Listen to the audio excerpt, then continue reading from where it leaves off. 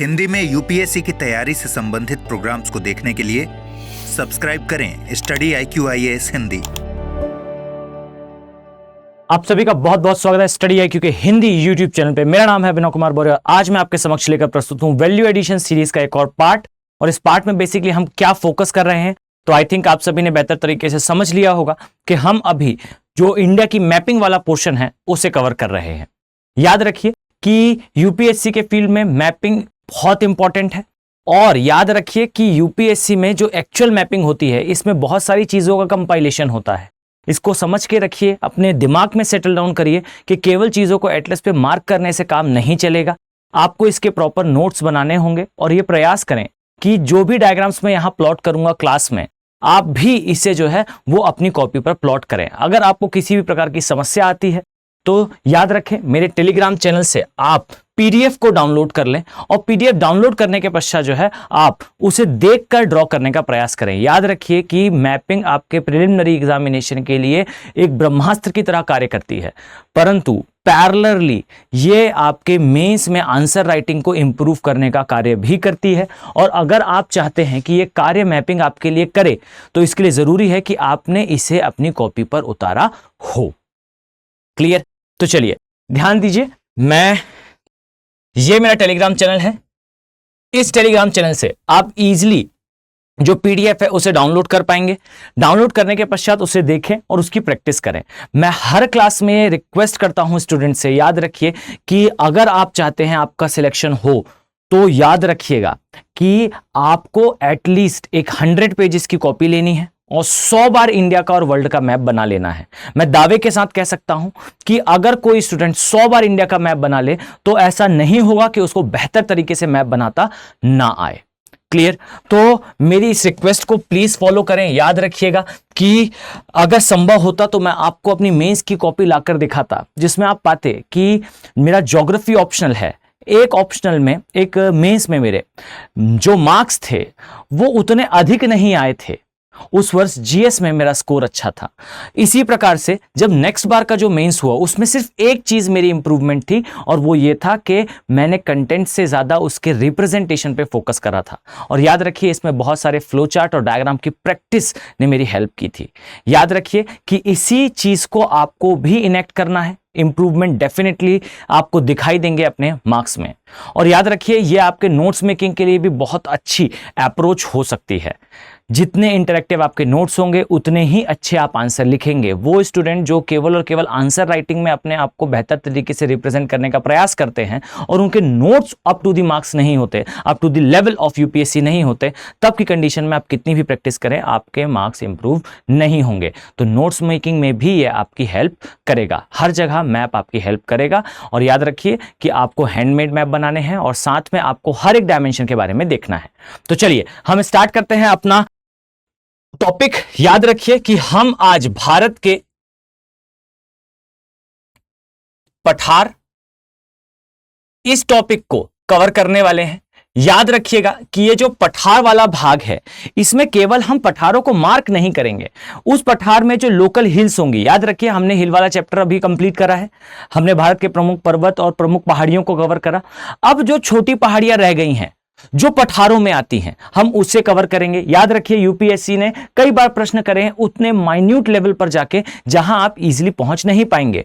आपको ऐसा लगेगा कि हमने मैपिंग में पूरी पहाड़ियां कवर करी थी और यूपीएससी ने मान लेते हैं महेंद्रगिरी पहाड़ी के बारे में पूछा या फिर ब्लू माउंटेन के बारे में पूछा और ये हमने कवर नहीं करा है।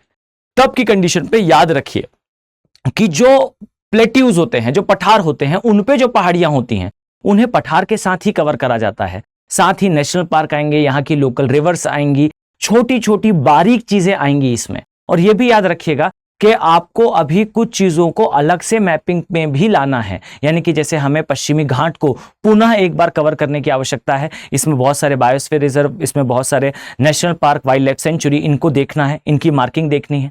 इसी प्रकार से आपको जो उत्तर पूर्वी क्षेत्र है हिमालय का, इसकी भी एक स्पेशल मार्किंग होती है।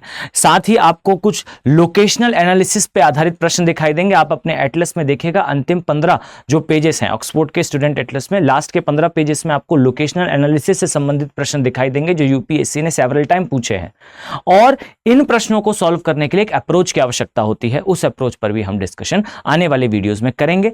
अगर आप चाहते हैं कि ये सीरीज कंटिन्यू रहे तो प्लीज मेरी रिक्वेस्ट है इसे ज्यादा से ज्यादा शेयर करें, जिससे हम मोटिवेटेड फील करें इस प्रकार से आपके सामने वीडियोस लाने के लिए। चलिए तो हम स्टार्ट करते हैं। ध्यान देने योग्य है, याद रखिए कि आपको इस प्रकार से भारत का मैप बेहतर तरीके से बनाते आना आवश्यक है। ये जो मैं ड्रॉ कर रहा हूं ये है नेपाल वाला भाग। इसी प्रकार से आप चलते हुए आएंगे तो ये है हमारा नॉर्थ ईस्ट वाला भाग, यानी कि उत्तर पूर्व वाला क्षेत्र, और ये चलते हुए हम यहां आते हैं। इसी प्रकार से याद रखिए कि ये है हमारा जम्मू और कश्मीर वाला भाग, ये है हमारा गुजरात वाला क्षेत्र। इसी प्रकार से चलते हुए हमने कंप्लीट करा, ये है हमारा ग्रेट इंडिया। क्लियर? तो आपको ये भाग, ये पोर्शन बनाते बेहतर तरीके से आना आवश्यक है। ओके, चलिए तो आ जाएं, यहां ध्यान से देखें। चलिए देखना प्रारंभ करते हैं। याद रखिए कि अब जो हम पठार बनाने वाले हैं, आपको बेहतर तरीके से इनकी लोकेशंस याद होना आवश्यक है। इसके पश्चात पहले हम इसे इंडिया के मैप पे प्लॉट करेंगे, फिर एक एक पठार को अलग से मैप पर ड्रॉ करेंगे, यानी कि मैप बनाएंगे उस पठार का, उस पे पहाड़ियां बनाएंगे, उसकी नदियां बनाएंगे। इससे आप, मैं दावे के साथ कह सकता हूं कि आपके दिमाग में वो चीज प्रिंट हो जाएगी। आप जब एग्जाम हॉल में जाएंगे तो वो एग्जैक्ट मैप मेरा बनाया हुआ आपके आंखों के सामने आपको दिखाई देगा। वीडियो को एटलीस्ट 2 बार देखें, आपको 2 बार देखने पर वो चीज यहीं क्लास में याद हो जाएगी। वीडियो छोड़ने से पहले याद रखिए जिस स्टडी टेबल पे आप बैठे हैं, आपको मैप आपकी आंखों में छपा हुआ दिखाई देना चाहिए। क्लियर है? चलिए आ जाएं, ध्यान से देखें। याद रखिए ये जो पठार मैं यहां ड्रॉ करने वाला हूं, इसे बेसिकली कहा जाता है मारवाड़ का पठार या मेवाड़ का पठार। इसके पहले जब मैंने इसे एक्सप्लेन करा था, जब हम प्रायद्वीपीय भारत को मार्क कर रहे थे, तब के समय कुछ ऐसे डाउट्स थे कि ये पठार जो है वो राजस्थान में जो है अलग नाम से जाना जाता है, मेवाड़ कहा जाता है, मारवाड़ कहा जाता है। तो देखिए सिंपल सी एक बात है, अगर आप स्टेट स्पेसिफिक जाएंगे तो कुछ चीजों के नाम थोड़े चेंज दिखाई देते हैं। यूपीएससी में ऐसा बिल्कुल नहीं है। आपको कुछ चीजें, जैसे आपकी सिटी के ही अंदर ऐसा हो सकता है कि हम ऐसा पढ़ते हैं कि मान लेते हैं मध्य प्रदेश में जो है वो अधिकांश क्षेत्र में काली मृदा का विस्तार है, लेकिन आप पाएंगे कि मान लेते हैं इंदौर वाले क्षेत्र में, तो इंदौर में केवल काली मृदा नहीं मिल रही होगी, अदर प्रकार की भी मृदा दिखाई देगी। आपको आपकी सिटी के अंदर ही सारी 5 की 5 प्रकार की मिट्टी दिखाई दे सकती है। ये बिल्कुल कॉमन बात है। जितना ज्यादा आप चीजों को जूम इन करेंगे, जितने बारीक स्तर पे उतरेंगे, उतने ज्यादा उसमें डायमेंशंस दिखाई देंगे। क्लियर है? चलिए तो याद रखें, यहां पर जो आपको दिखाई दे रहा है इसे कहते हैं मेवाड़ का पठार, या मैं कहूं मारवाड़ का पठार। इसी प्रकार से याद रखिएगा कि यहां पर जो आपको पठार दिखाई दे रहा है, याद रखें यह कहलाता है मालवा का पठार।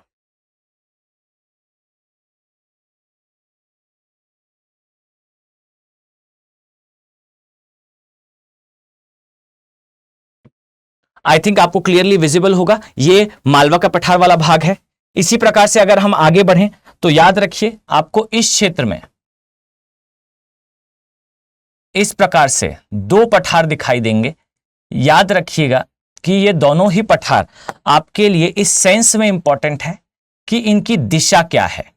यूपीएससी ने भले ही इनसे आज तक प्रश्न नहीं करा, परंतु मैं हर एक क्लास में इस बात को रिपीट करता हूं कि जो नहीं पूछा है वो कभी नहीं पूछता कुछ चीजें, लेकिन कुछ चीजें कभी कभार पूछ लिया करते हैं। आपको याद रखना होगा कि कुछ चीजें आपके टॉपिक से रिलेटेड हैं, जहां आपको उसे जानना एटलीस्ट आवश्यक है। एक पठार को कहा जाता है बघेलखंड का पठार, एक पठार को कहा जाता है बुंदेलखंड का पठार। क्लियर? आपको, अगर आप हिंदी का ऑक्सफोर्ड का स्टूडेंट एटलस देख रहे हैं तो आपको ये पेज नंबर 8 या 9 में दिखाई देंगे। क्लियर है? चलिए अब यहां ध्यान से देखें। याद रखिए इसी प्रकार से जब आप नीचे आएंगे तब की स्थिति में आपको एक और पठार दिखाई देगा, और यह काफी इंपॉर्टेंट हो जाता है सिविल सर्विसेज एस्पिरेंट के लिए। याद रखें इसे बेसिकली कहा जाता है दक्कन का पठार। क्लियर? यहां पर कौन सी स्थलाकृति है, किस प्रकार का यह दिखाई देता है, क्या क्या इसकी विशेषताएं हैं। यहां अगर मैं आपसे कहूं तो एक इंग्लिश का वर्ड मैं आपसे रिक्वेस्ट करूंगा कि आप उसे याद करें। वर्ड है स्टेप लाइक स्ट्रक्चर्ड टोपोग्राफी। अभी मैं इसके बारे में डिटेल में बताऊंगा, इसका डायग्राम बनाकर तो आपको बेहतर तरीके से क्लियर होगा। इसे स्टेप लाइक स्ट्रक्चर टोपोग्राफी कहते हैं। क्यों कहते हैं? कारण है यहां पर जो है वो स्टेप अर्थात सीढ़ी नुमा संरचना दिखाई देती है। कैसे आई ये संरचना, कैसे ये पार्ट ग्लेशिएटेड था, कैसे ये निर्मित हुआ, इस सब को आज की क्लास में हम कवर करने वाले हैं। इसी प्रकार से याद रखिएगा कि ये जो सामने आपको क्षेत्र दिखाई दे रहा है कुछ इस प्रकार का ये दिखेगा। यहां पर आपको एक दूसरा पठार मार्क करना है। हो सकता है कि आपको एटलस में ये उतने बेहतर तरीके से शायद ना मिले। इसे रायलसीमा तथा तेलंगाना का पठार, तेलंगाना तो शायद आपको इजीली दिखाई दे सकता है, रायलसीमा में थोड़ी आपको समस्या होगी और हो सकता है ये मार्किंग ना मिले। तो परेशान ना हो, आप सीधा मार्क करें रायलसीमा का पठार तथा तेलंगाना का पठार। ये आंध्र प्रदेश तथा तेलंगाना में उपस्थित है, मुख्यतः तेलंगाना वाले क्षेत्र में दिखाई देता है। क्लियर? तो ये हो गया आपका रायलसीमा तथा तेलंगाना का पठार। इसी प्रकार से याद रखिए, आप आगे बढ़ेंगे तो आपको दिखाई देगा इस स्थान पर, एग्जैक्टली यहां पर आपको दिखाई देगा एक दूसरा पठार। याद रखिए, इसे कहा जाता है छोटा नागपुर का पठार। क्लियर? ये मुख्यतः झारखंड में आता है, कुछ विस्तार पश्चिम बंगाल तथा कुछ थोड़ा विस्तार आपको जो है वो अदर क्षेत्र में बिहार में भी देखने को मिलता है, परंतु मुख्यतः यह आता है कहां? झारखंड में। क्लियर? अब ये जो बचा हुआ पोर्शन है, याद रखिएगा इस स्थान पर आपको देखने को मिलेगा, इस स्थान पर आपको देखने को मिलेगा दंडकारण्य का पठार। ओके, अब यहां याद रखें कि ये इतने पठार हैं जिनके आधार पर आप कह सकते हैं कि ये जो क्षेत्र है हमारे प्रायद्वीपीय भारत का, ये अधिकांशतः पठारों से घिरा हुआ है। क्लियर? अभी एक क्षेत्र बचा हुआ है। याद रखिए, आपको इस प्रकार से यहां पर एक पठारीय क्षेत्र दिखाई देगा, इतना बड़ा नहीं है। याद रखिएगा, मैं केवल और केवल आपको बेहतर तरीके से दिखाई दे इसलिए इसे इस प्रकार से बना रहा हूं। आगे इसकी डिटेलिंग में मैं आपको इसके बारे में और चीजें बताऊंगा। अगर आपने इस मैप को अपने माइंड में सेटल डाउन कर लिया तो मैं दावे के साथ कह सकता हूं कि आपको कभी भी लोकेशनल एनालिसिस में, यानी कि कौन सा पहाड़ या पठार किस स्थान पर है, यह समस्या नहीं होगी। कौन किसके राइट में है, कौन किसके लेफ्ट में है, कौन नॉर्थ में है, कौन साउथ में है, इस प्रकार के प्रश्न आपसे हमेशा सॉल्व होते रहेंगे। क्लियर है? अब यहां पर समझिएगा कि मैं कुछ स्टेटमेंट कोट करना चाहता हूं, उसके पहले मैं इसकी एक नेमिंग कर दूं। चलिए नेमिंग करते हैं। इस प्रकार से आप नेमिंग कर पाएंगे। ये है मेवाड़ का पठार, इस प्रकार से नीचे आएंगे तो ये मालवा का पठार है, ये दक्कन का पठार है। इसी प्रकार से याद रखिएगा, दक्कन के पठार का ही नीचे विस्तार आपको कर्नाटका का पठार या कर्नाटका प्लेट्यू के नाम से दिखाई देगा। इसी प्रकार से याद रखिए, इस स्थान पर आपको एक और पठार दिखाई देगा, इसका नेम याद रखिएगा, ये बेसिकली है रायलसीमा प्लस तेलंगाना का पठार या प्लेट्यू। इसी प्रकार से आपको ऊपर इस स्थान पर दिखाई देगा, याद रखिएगा। इन दोनों की मैं नेमिंग इस स्थान पर कर देता हूं, इसे बुंदेलखंड प्लस बघेलखंड के नाम से जाना जाता है। मैं इन दोनों की बात कर रहा हूं। क्लियर है? इसी प्रकार से ऊपर आपको एक और प्लेट्यू दिखाई देगा, याद रखिए, इसे बेसिकली कहा जाता है, जस्ट अ सेकेंड, दंडकारण्य का प्लेट्यू पठार। इसी प्रकार से याद रखिए कि ये जो क्षेत्र है इसे कहा जाता है छोटा नागपुर का पठार। और ये याद रखिएगा कि ये जो प्लेट्यू है इसके ऊपर आपको नदियां भी देखनी है, इन सभी में आपको यहां नदियां भी देखनी है, इसकी कुछ पठार प्लेसेस भी देखना है, पठार के ऊपर पठार को भी हमें मार्क करना है। क्लियर? इसी प्रकार से आपको ये जो दिखाई देगा, ये दिखाई देगा मेघालय का पठार। याद रखें, ये जो गैप है इस स्थान पर जो आपको दिखाई दे रहा होगा, आई थिंक इसे बेसिकली कहा जाता है मालदा गैप। मैं पहले भी इसके बारे में आपसे डिस्कस कर चुका हूं। क्लियर? कैसे है, कैसे निर्मित होता है, इस सभी के बारे में हम आज की क्लास में देखेंगे। चलिए, तो ये एक नटशेल आपका मैप बनकर रेडी है। अब इसकी फाइन डिटेलिंग करनी है, एक एक मैप के बारे में हमें अलग से देखना है, एक एक पठार की मार्किंग देखनी है। क्लियर? तो चलिए हम स्टार्ट करते हैं। सबसे पहले आ जाए, ध्यान से देखें और अपने दिमाग में कुछ चीजें सेटल डाउन करें। यहां मैं हर एक मैप पे हर एक पठार को जूम करने वाला हूं। मेरी ये अपेक्षा होगी कि आप लोग एज इट इज एक एक के लिए मार्किंग करेंगे। क्लियर है? चलिए आ जाएं, यहां ध्यान से देखें, आपको इस प्रकार से जो है वो मेवाड़ का पठार दिखाई देगा। याद रखें, जस्ट अ सेकेंड, मैं यहां पर शेडिंग कर दूं। चलिए यहां ध्यान से देखें, ये वाला जो क्षेत्र है इसे कहा जाता है मेवाड़ का पठार, या मैं कहूं इसे कहा जाता है मेवाड़ का पठार। और याद रखिए कि अब इसके बारे में हम अलग अलग चीजें देखेंगे। यहां जानने योग्य बात है, याद रखिएगा, आपको इसके उत्तर की दिशा में इस प्रकार से यहां पर याद रखिएगा आपको विस्तार दिखाई देगा अरावली का। क्लियर? मतलब ये जो हम मार्क कर रहे हैं, याद रखें कि ये कौन सी पहाड़ियां हैं, ये अरावली की पहाड़ियां हैं। वैसे वास्तविकता में ये कुछ इस तरह से टर्न लेता हुआ दिखता है। जस्ट अ सेकेंड, कुछ इस प्रकार से टर्न लिया हुआ आपको दिखाई देगा। क्लियर है? चलिए तो इसकी मार्किंग हम कंटिन्यू करते हैं। याद रखें कि ये जो क्षेत्र आप देख पा रहे हैं ये अरावली का क्षेत्र है और इसके लिए हम यहां मार्किंग करेंगे। मैं अरावली के बारे में सारी इंफॉर्मेशन पहले दे चुका हूं, इसलिए हम अभी इस पर फोकस नहीं करेंगे। अब यहां पर आपको कुछ पहाड़ियों को मार्क करना है और इसेंशियली इसे मार्क करें। याद रखें यहां पर आपको पहाड़ी दिखाई देगी जिसे आबू की पहाड़ी के नाम से जाना जाता है। याद रखें माउंट आबू इसकी सबसे ऊंची चोटी है और ये आपको कहां दिखाई देगी। और मैं आपको दावे के साथ कह सकता हूं यूपीएससी ने सेवरल टाइम इस प्रकार से प्रश्न करे हैं, जहां आप पाएंगे कि प्रश्न आया कि लूनी नदी जो है अरावली को किस दिशा से जो है वो काटती है या किस दिशा से क्रॉस करती है। या फिर अगर मैं कहूं कि जो आबू की पहाड़ियां हैं, इससे भी स्पेसिफिकली राजस्थान पीएससी में भले ही प्रश्न आए हो, परंतु प्रश्न आए हैं। यूपीएससी को लोकेशनल एनालिसिस में काफी इंटरेस्ट है, इसे याद रखेगा। इसे कहा जाता है आबू की पहाड़ी, आबू पहाड़ियां। क्लियर? अब यहां याद रखें कि ये जो आपको पठार दिखाई दे रहा है इसमें बीच से एक नदी प्रवाहित होती है और यहां याद रखने योग्य है ये नदी कौन सी है।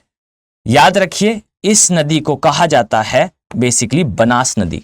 और ये याद रखिएगा कि बनास नदी के बारे में मैं आपको पहले भी बता चुका हूं कि ये नदी जो है वो इनलैंड ड्रेन्ड रिवर है, अर्थात अंतःस्थलीय नदी है। और ये भी याद रखिएगा कि बनास नदी जो है वो कच्छ रण में जाकर समाप्त हो जाती है। ओके, चलिए तो यहां ध्यान से देखें। और दो बनास है बच्चों, तो इसलिए कंफ्यूज ना हो, मैं जिसके बारे में बात कर रहा हूं ये मुख्यतः यहां समाप्त होती है। क्लियर? अब यहां याद रखिए आपको इस स्थान पर कुछ लेक्स दिखाई देंगी और यह आपके लिए मार्क करना अत्यंत आवश्यक हो जाएगा। ध्यान से देखें, याद रखिए इस स्थान पर आपको एक झील दिखाई देगी तथा एक झील इसके ऊपर यहां दिखाई देगी। याद रखें कि ये दोनों ही आपके लिए इंपॉर्टेंट है। ओके, अब कौन सी है ये झीलें, तो ध्यान से आप इसे मार्क करेंगे। याद रखें एक है यहां दिखाई देगी आपको जिसे कहा जाता है डाबर झील।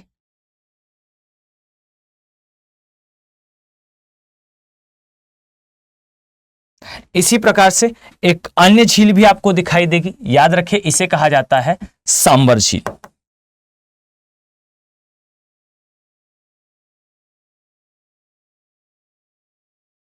क्लियर? अब यहां याद रखने योग्य है कि यहां से लूनी नदी निकलकर ऊपर की दिशा में प्रवाहित होती है, यानी कि ये इस क्षेत्र में प्रवेश नहीं करती। क्लियर है? तो हम यहां पर इसकी मार्किंग कर दें। इसे कहा जाता है मेवाड़ का पठार। इसी प्रकार से कुछ अन्य चीजें हैं। याद रखिएगा आप पाएंगे कि ये जो मेवाड़ का पठारी क्षेत्र है, इसके लिए एक चीज याद रखिएगा कि जो आपने इस स्थान पर देखा इस प्रकार से, याद रखें कि यह है दक्कन का पठार। और यह भी याद रखिएगा कि दक्कन के पठार का ही विस्तार ऊपर आपको मालवा के पठार के रूप में दिखाई देता है और इसी का विस्तार आपको यहां पर मेवाड़ के पठार या मारवाड़ के पठार के रूप में दिखाई देता है।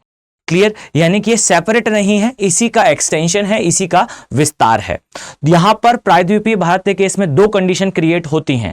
हमेशा याद रखिएगा कि प्रायद्वीपीय भारत में आपको दिखाई देगा छोटा नागपुर का पठार तथा छोटे नागपुर का एक्सटेंशन आपको दिखाई देगा पूर्वोत्तर में शिलोंग के पठार के रूप में। इसी प्रकार से याद रखिए कि भारत के पश्चिमी भाग में दक्कन का पठार, दक्कन के पठार का विस्तार मालवा का पठार, मालवा के पठार का विस्तार आपको ऊपर दिखाई देगा मेवाड़ के विस्तार के रूप में। इस चीज को माइंड में सेटल डाउन रखिएगा। ओके, चले नाउ यहां ध्यान दें। याद रखिए कि इस प्रकार से जब आप मार्क करेंगे तो आपको एक मार्किंग और दिखाई देगी, इसे भी अपने कॉपी पर मेंशन करें। आपको ऊपर मेवाड़ के पठार के ऊपर आपको दिखाई देगा जयपुर। क्लियर? लोकेशनल एनालिसिस में ये प्रश्न आते हैं, इसे याद रखिएगा। ओके, तो यहां ध्यान से देखें, यहां आपको दिखाई देगा जयपुर। इसी प्रकार से याद रखिएगा, आपको दो और मार्किंग दिखाई देंगी। जस्ट अ सेकेंड, यहां आपको एक दिखाई देगा, याद रखें, इसे कहा जाता है उदयपुर। और इसी प्रकार से यहां आपको दिखाई देता है चित्तौड़गढ़।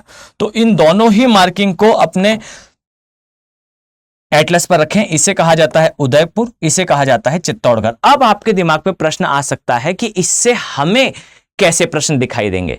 तो याद रखिए, अगर मैं आपसे कहूं कि कर्क रेखा से सबसे नियरेस्ट सिटी कौन सी है, यह प्रश्न यूपीएससी ने पहले करा है। और याद रखिए, आपके दिमाग में हमेशा आएगा एटलस को देखने पर कि शायद रांची होगा। तो याद रखिए, रांची सिटी तो है पर साथ में रांची कैपिटल भी है। तो अगर उसने ऑप्शन में रांची दिया है तो आंसर रांची ही होगा, परंतु अगर नहीं दिया है तो याद रखिए उदयपुर होगा। और आप याद रखिएगा कि यह उदयपुर नहीं है, वो एक और उदयपुर है जो त्रिपुरा में है। त्रिपुरा वाला उदयपुर जो है वो कर्क रेखा से नियरेस्ट सिटी में आता है। पॉइंट क्लियर है? अब ये एक उदयपुर है, ये चित्तौड़गढ़ है, और ये ऊपर आपको जयपुर दिखाई देगा। क्लियर? अब यहां पर कुछ नेशनल पार्क को हम मार्क करने वाले हैं। याद रखिएगा, अगर मैं इसे थोड़ा सा कॉन्सेंट्रेट करूं तो इस प्रकार से आप देख पाएंगे। ध्यान दें, याद रखिए कि अब आपको नेशनल पार्क मार्क करने हैं, और आपको यहां पर मेवाड़ वाले क्षेत्र में तो नहीं, परंतु इसके ऊपर अरावली और अरावली के इस तरफ याद रखिएगा, आपको यहां एक नेशनल पार्क दिखाई देगा, एकमात्र नेशनल पार्क जो अरावली के पश्चिम में है, राजस्थान का। और इवन पूरे इंडिया के लिए इस चीज को आप अपने दिमाग में सेटल डाउन रखें कि ये एकमात्र नेशनल पार्क है जो पश्चिम में है, अरावली के। इसे कहा जाता है डेजर्ट नेशनल पार्क।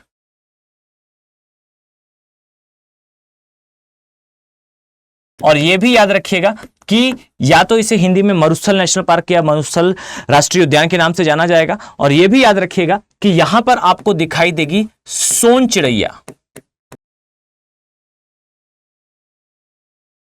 इसे ग्रेट इंडियन बस्टर्ड के नाम से भी जाना जाता है। और याद रखें, एक समय पर इसकी जो संख्या थी पूरे भारत में दिखाई देती थी, परंतु आज के समय ये लुप्त प्राय है, ये क्रिटिकली एंडेंजर्ड है, अर्थात IUCN international union for conservation of nature ये एक बुक निकालता है जिसे रेड डेटा बुक के नाम से जाना जाता है। और याद रखें कि यूपीएससी सेवरल टाइम इससे प्रश्न पूछता है। आपको याद रखना है कि रेड डेटा बुक में इसका स्टेटस है CR यानी कि क्रिटिकली एंडेंजर्ड। ये अब पूरे विश्व में केवल 150 बची हैं, और ज्यादातर आपको दिखाई देंगी इसी डेजर्ट नेशनल पार्क में जो अरावली के उस तरफ यानी कि पश्चिम की दिशा में उपस्थित है। और यह भी याद रखिएगा कि गवर्नमेंट ऑफ इंडिया जो ग्रीनरी प्रोजेक्ट रन करती है राजस्थान में, अर्थात राजस्थान में पानी की पहुंच को बढ़ाना, ये एक सकारात्मक प्रयास है, लेकिन ह्यूमंस के लिए ये नकारात्मक रूप से प्रभावित करता है उस क्षेत्र में जो इकोसिस्टम है, जो एरिड इकोसिस्टम है, जो सूखा पारिस्थितिक तंत्र है उसे। और ये जो चिड़िया है, इसके लिए याद रखिएगा ये भारत की सबसे बड़ी चिड़िया है, सबसे बड़ी बर्ड है इंडिया की। क्लियर? इसके लिए एक मिथ था, इसका शिकार करा जाता था। और किस लिए करा जाता था तो मैंने आपको पहले भी बताया है कि इसके लिए ऐसी एक माइथोलॉजिकल स्टोरी है, कुछ तांत्रिक स्टोरी है, जिसमें कहा जाता है कि ये अपने जो अंडे है वो एक पारस के पत्थर से तोड़ती है, और उस पत्थर को यदि लोहे में लगा दिया जाए तो वो सोने का हो जाता है, परंतु ऐसा कुछ नहीं है। क्लियर? चलिए, अब इसी प्रकार से आपको दूसरे नेशनल पार्क भी मार्क करने हैं। याद रखें, आपको इस स्थान पर दिखाई देगा यहां पर केवलादेव, इसी प्रकार से आपको यहां पर दिखाई देगा सरिस्का, और इस प्रकार से यहां आपको दिखाई देगा रणथंभौर। हम यहां मार्किंग इसे मेंशन करते हैं। याद रखिए, यहां आपको दिखाई देगा सरिस्का,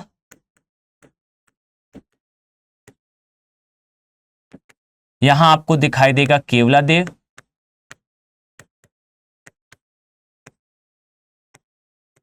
और यहां आपको दिखाई देगा रणथंभौर। अब यहां ध्यान से समझिए, याद रखें कि ये मैं यहां एटलस पे मार्क करने के बजाय यहां बोर्ड पर क्यों ड्रॉ कर रहा हूं। एक बार आपने इसे यहां देख लिया, अब आपके दिमाग में हमेशा सेटल डाउन रहेगा कि जो मेवाड़ का पठार है, इसके सामने आपको रणथंभौर दिखेगा, इसके पश्चिमी भाग में आपको डेजर्ट दिखेगा, इसके ऊपर आपको सांबर झील जयपुर दिखेगा, सरिस्का और केवलादेव दिखेगा। क्लियर। अब यहां याद रखिए केवलादेव के लिए स्टेटमेंट में क्या रिपीट कर रहा हूं, बहुत ध्यान से देखिएगा, अपना कंसंट्रेशन ब्रेक ना करें। याद रखें कि केवलादेव जो राष्ट्रीय उद्यान है, यह केवलादेव पहले भरतपुर वाइल्ड लाइफ सेंचुरी के नाम से जाना जाता था। इसके अलावा यह भी याद रखिएगा कि जो ये केवलादेव है ये एक झील है, और इस झील के लिए याद रखिएगा कि एक रामसर नामक कन्वेंशन है, ये आर्द्र भूमि क्षेत्र के संरक्षण के लिए, आर्द्र भूमि संरक्षण के लिए कार्य करता है। और याद रखिए ये 1971 में हुआ था। क्लियर। रामसर एक सिटी का नाम है, ईरान या इराक में से किसी एक शहर, एक देश में आती है, और इसमें बेसिकली घोषित करा गया था कि रामसर साइट्स डिक्लेयर करी जाएंगी और उन साइट्स को प्रोटेक्ट करा जाएगा, यानी कि कुछ आर्द्र भूमि क्षेत्र को रामसर साइट के नाम से जाना जाएगा, उनका संरक्षण करा जाएगा। और इसी में वो क्षेत्र जो काफी ज्यादा डेंजर्ड हैं, एंडेंजर्ड हैं, यानी कि समाप्त होने वाले हैं, उन्हें रखा जाएगा मॉन्ट्रियक्स रिकॉर्ड में। और ये याद रखिए मॉन्ट्रियक्स रिकॉर्ड में आने वाली रामसर क्षेत्र भारत में कुल मिला के 75 है, जिस टाइम पे मैं ये वीडियो रिकॉर्ड कर रहा हूं। मॉन्ट्रियक्स रिकॉर्ड अर्थात वो आर्द्र भूमि क्षेत्र जो खतरे के निशान पर आ चुके हैं, उसके 2 क्षेत्र भारत में हैं। एक है ये केवलादेव राष्ट्रीय उद्यान और दूसरा है लोकटक झील, जो पूर्वोत्तर क्षेत्र में आती है और पूर्वोत्तर राज्यों की सबसे बड़ी ताजे पानी की झील है। क्लियर। यह है केवलादेव, और इसी प्रकार से आपको नीचे दिखाई देगा लोकटक झील। अब यहां याद रखिए कि इसका एक करंट अफेयर भी है, अगर आप कहेंगे तो मैं इस पर एक डेडिकेटेड वीडियो भी बनाऊंगा। याद रखिएगा कि यहां पर एक समय पर इस झील के पानी के अंदर एक बैक्टीरिया मिला था जिसे क्लोस्ट्रिडियम के नाम से जाना जाता है, जो इस क्षेत्र में, यह क्षेत्र वास्तविकता में प्रसिद्ध है किसके लिए, जब मैं आपको डिटेल में सिर्फ इन्हीं के बारे में पढ़ाऊंगा, यानी कि कौन कौन सी झीलें हैं, वहां कौन से जीव मिलते हैं, वहां कौन से जीव बाहर से आते हैं। याद रखिए यहां पर प्रवासी पक्षियों का आगमन होता है। पूरे भारत में लगभग 50,000 से ज्यादा प्रवासी पक्षी आते हैं। कहां से आते हैं, तो साइबेरिया, कैस्पियन सी, अराल सी, ब्लैक सी, इस क्षेत्र से उड़ते हुए पक्षी आते हैं। और सोचकर देखिए किस प्रकार से ये जो है वो डायरेक्शन डिसाइड करते होंगे। ये डायरेक्शन, और वो भी सीधे नहीं आते, एक कर्व पाथ को फॉलो करते हुए भारत में आते हैं। इनका आगमन किस प्रकार से होता है, ये नेविगेशन कैसे करते हैं, दिशा कैसे पता लगाते हैं, और एग्जैक्टली हर बार उसी लेक में साइबेरिया से चलते हुए कैसे आ पाते हैं, इसके लिए हम एक डेडिकेटेड वीडियो बनाएंगे अगर आपको इंटरेस्ट होगा तो, और आप इसे अपने कमेंट सेक्शन में मेंशन करें। क्लियर। तो याद रखें केवलादेव में जो है वो प्रवासी पक्षियों का आगमन होता है, और यहां पर एक बैक्टीरिया मिला था जिसे कहा जाता था क्लोस्ट्रिडियम। आज से 2 साल पहले की बात है, और यही बैक्टीरिया आपको यहां सांबर झील में भी देखने को मिला था, और यहां पर लगभग 5 से 7 हजार प्रवासी पक्षियों की डेथ हो गई थी। और उन्हें क्यों हुई कोई डिजीज, इसका कारण था यही क्लोस्ट्रिडियम बैक्टीरिया, और डिजीज का नाम था एवियन बुटिलिज्म। क्लियर। यूपीएससी ने इससे प्रश्न पूछे हैं, इसीलिए मैं यहां इंडिकेट कर रहा हूं। जब हम स्पेसिफिकली नेशनल पार्क्स देखेंगे तब हम इसके बारे में और ज्यादा डिटेल में डिस्कशन करेंगे। तो आई थिंक ये मोर देन सफिशिएंट है। इसके अलावा यहां ऊपर के क्षेत्र में, जस्ट अ सेकेंड, यहां ऊपर के क्षेत्र में आपको भिवानी बागर दिखाई देता है। ये वाला जो क्षेत्र है जो आप देख पा रहे होंगे, इसे कहा जाता है भिवानी बागर। याद रखिए ये कुछ और नहीं है, ये हरियाणा का वो भाग है जो उत्तर भारत के मैदान में आता है, यानी कि भिवानी बागर उत्तर के विशाल मैदान का भाग है। क्लियर है। हरियाणा वाला क्षेत्र है, और ये हरियाणा के जो पंजाब का अंबाला है और यूपी के सहारनपुर है, इसके बीच का क्षेत्र कहलाता है। डिटेल में इसके बारे में मैं आपको बाद में समझाऊंगा। क्लियर। चलिए अब हम दूसरे पठार के बारे में देखते हैं। यहां ध्यान से देखिए, याद रखिए कि अब आप देखेंगे मालवा के पठार के बारे में। याद रखें इस प्रकार से आपको मालवा का पठार दिखाई देगा। मालवा का पठार याद रखें दक्कन के पठार का ही विस्तार है। जब दक्कन के पठार में आपको बसाल्ट की चट्टानें दिखाई देंगी तो याद रखिएगा कि इस पठार में भी आपको कौन सी चट्टानें मिलेंगी, बसाल्ट की चट्टानें। जब कभी मैग्मा जो है वो ठंडा होता है, कैसे, हवा में, यानी कि जमीन के अंदर ठंडा ना होकर ये जमीन के बाहर आता है और ठंडा होता है, तो जो निर्माण करता है उसे कहा जाता है कौन सी चट्टानें? बसाल्ट की चट्टानें। और याद रखिए मालवा वाले क्षेत्र में बसाल्ट की चट्टानें मिलेंगी। ये क्रिटिशियस काल में बना है। मैं डिटेल में अभी कुछ देर बाद आपको दक्कन के पठार में समझाऊंगा। और याद रखिए यहाँ पे काली मृदा का विस्तार है, मैं यहां मेंशन कर देता हूं। याद रखिए ये मालवा का पठार है। मालवा का पठार जो है ये मध्य प्रदेश में मुख्यतः आता है। साथ ही यहां पर बसाल्ट की चट्टानें दिखाई देती हैं। और यह भी याद रखिएगा कि ये जो बसाल्ट की चट्टानें हैं यहां पर काली मृदा का विस्तार है। और यह भी याद रखिएगा ये जो काली मृदा का क्षेत्र है यहां पर कपास अर्थात कॉटन प्लस सोया इसकी खेती की जाती है। और इसीलिए मध्य प्रदेश जो है वो सोया स्टेट के नाम से जाना जाता है। क्लियर है? चलिए अब यहां ध्यान देने योग्य है, याद रखिए कि आपको मालवा के पठार में कुछ इस प्रकार से कुछ पहाड़ियां दिखाई देंगी। याद रखें आपको इसके उत्तरी भाग में इस प्रकार से यहां पर अरावली का विस्तार दिखाई देगा। याद रखें अरावली, नो डाउट अरावली के नीचे जो है वो कौन सा पठार अभी हमने देखा था? मेवाड़ का पठार। याद रखें इसी का एक लिम्ब इस प्रकार से नीचे आता है। अगर आप इस मैप पर देखें, मास्टर मैप में हमारे, तब आपको बेहतर तरीके से समझ में आएगा कि अरावली का विस्तार जो है वो यहां पर है नीचे तक, और मालवा थोड़ा इस साइड से टिल्टेड है। आपको एटलस में देखने पर स्पष्ट रूप से दिखाई देगा, इसलिए कंफ्यूज ना हो। क्लियर? तो आ जाए यहां ध्यान दें, आपको इसके उत्तर की दिशा में मेवाड़ का पठार तथा अरावली दिखाई देगा। क्लियर? अब इसी प्रकार से आपको इसके नीचे याद रखिए यहां पर आपको विंध्य पर्वत दिखाई देंगे। और इस प्रकार से आपको इस स्थान पर जो है वो सतपुड़ा पर्वत दिखाई देगा। तो ध्यान से मार्क करें आपको क्या क्या दिखाई दिया। तो यहां पर आपने देखा अरावली के बारे में,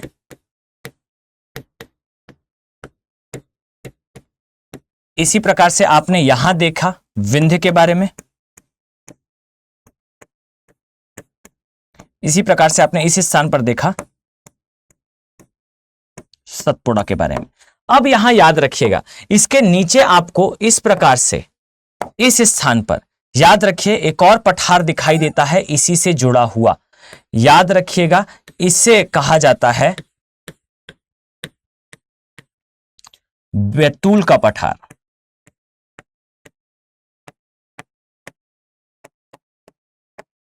और यहां जानने योग्य बात है, याद रखिएगा कि मालवा के पठार के दक्षिणी भाग में, यह यूपीएससी का पूछा हुआ प्रश्न है, मालवा के दक्षिण वाले भाग में आपको विंध्य सतपुड़ा के बीच से प्रवाहित होती हुई दिखाई देगी। याद रखिएगा इस प्रकार से एक नदी, और यह कौन सी नदी है? तो आई थिंक आप सभी लोग अब गैस कर पा रहे होंगे, इसे कहा जाता है नर्मदा नदी।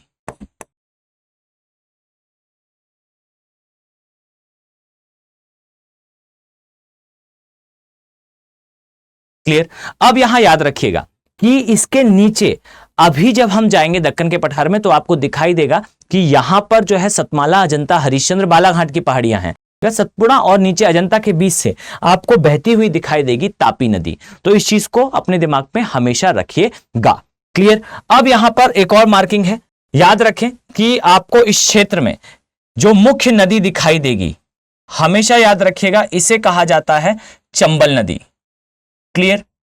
इस प्रकार से प्रवाहित होती है। और यह याद रखिए कि चंबल नदी में आपको कुछ डैम दिखाई देंगे और ये काफी इंपॉर्टेंट हो जाते हैं। यहां पर मार्किंग करें, एक डैम आपको इस स्थान पर दिखाई देगा जो मालवा में ही है। क्लियर? इसी प्रकार से आगे जाएंगे तो दो और डैम हैं और इनके नाम आपके लिए बहुत इंपॉर्टेंट हो जाते हैं। क्लियर? याद रखिएगा ये जो डैम है जो आपको यहां दिख रहा है, याद रखिए इसे कहा जाता है गांधी सागर। क्लियर? ये मंदसौर में आता है। इसके अलावा आपको दिखाई देगा जवाहर सागर, इसके अलावा आपको दिखाई देगा राणा सागर। याद रखिए राणा सागर चित्तौड़गढ़ में आता है, अर्थात चंबल चलते हुए जो है वो आगे चित्तौड़गढ़ तक, चित्तौड़गढ़ वाले क्षेत्र तक जाती है। चित्तौड़गढ़ तो नहीं जाती, वो क्षेत्र में जाती है। क्लियर? और ये भी याद रखिएगा कि यहां पर जो चंबल की सहायक नदी है, इसमें से एक सहायक नदी बहुत महत्वपूर्ण हो जाती है। इस प्रकार से मार्क अगर आप करें तो आपको यहां दिखाई देगा एक दूसरी नदी। मैंने क्यों कहा था कि ये चैप्टर इंपॉर्टेंट है, इन नदियों के बारे में हमने नदी के चैप्टर में नहीं देखा है, क्लियर, लेकिन ये इंपॉर्टेंट है। याद रखिए कि यहां जो आपको नदी दिखाई दे रही है इसे कहा जाता है शिप्रा नदी या क्षिप्रा नदी, और क्षिप्रा नदी के किनारे इस स्थान पर आपको दिखाई देगा उज्जैन। और याद रखिए उज्जैन में जो है आपको हर 12 वर्षों में एक बार मेला दिखाई देगा जिसे कहा जाता है कुंभ का मेला, क्लियर। तो कुंभ का मेला जो है वो उज्जैन में लगता है, उज्जैन में क्षिप्रा नदी के किनारे लगता है। क्षिप्रा नदी चंबल की सहायक नदी है तथा चंबल जो है यमुना की और यमुना गंगा की सहायक नदी में आता है, क्लियर है। तो यहां याद रखिए, अगर आपको ये विजिबिलिटी में कोई समस्या आ रही हो तो मैं इस प्रकार से यहां रफली ड्रॉ कर देता हूं। याद रखिए ये है चंबल, ये है इसकी सहायक नदी शिप्रा, क्लियर। और ये याद रखिएगा कि यहां पर आपको 3 डैम दिखाई देंगे, क्लियर, और यहां पर आपको उज्जैन दिखाई देगा, क्लियर है। अब इसकी अदर कुछ सहायक नदी हैं, इन्हें याद रखिएगा। कुछ अदर नदियों को मैं इस प्रकार से अगर बनाऊं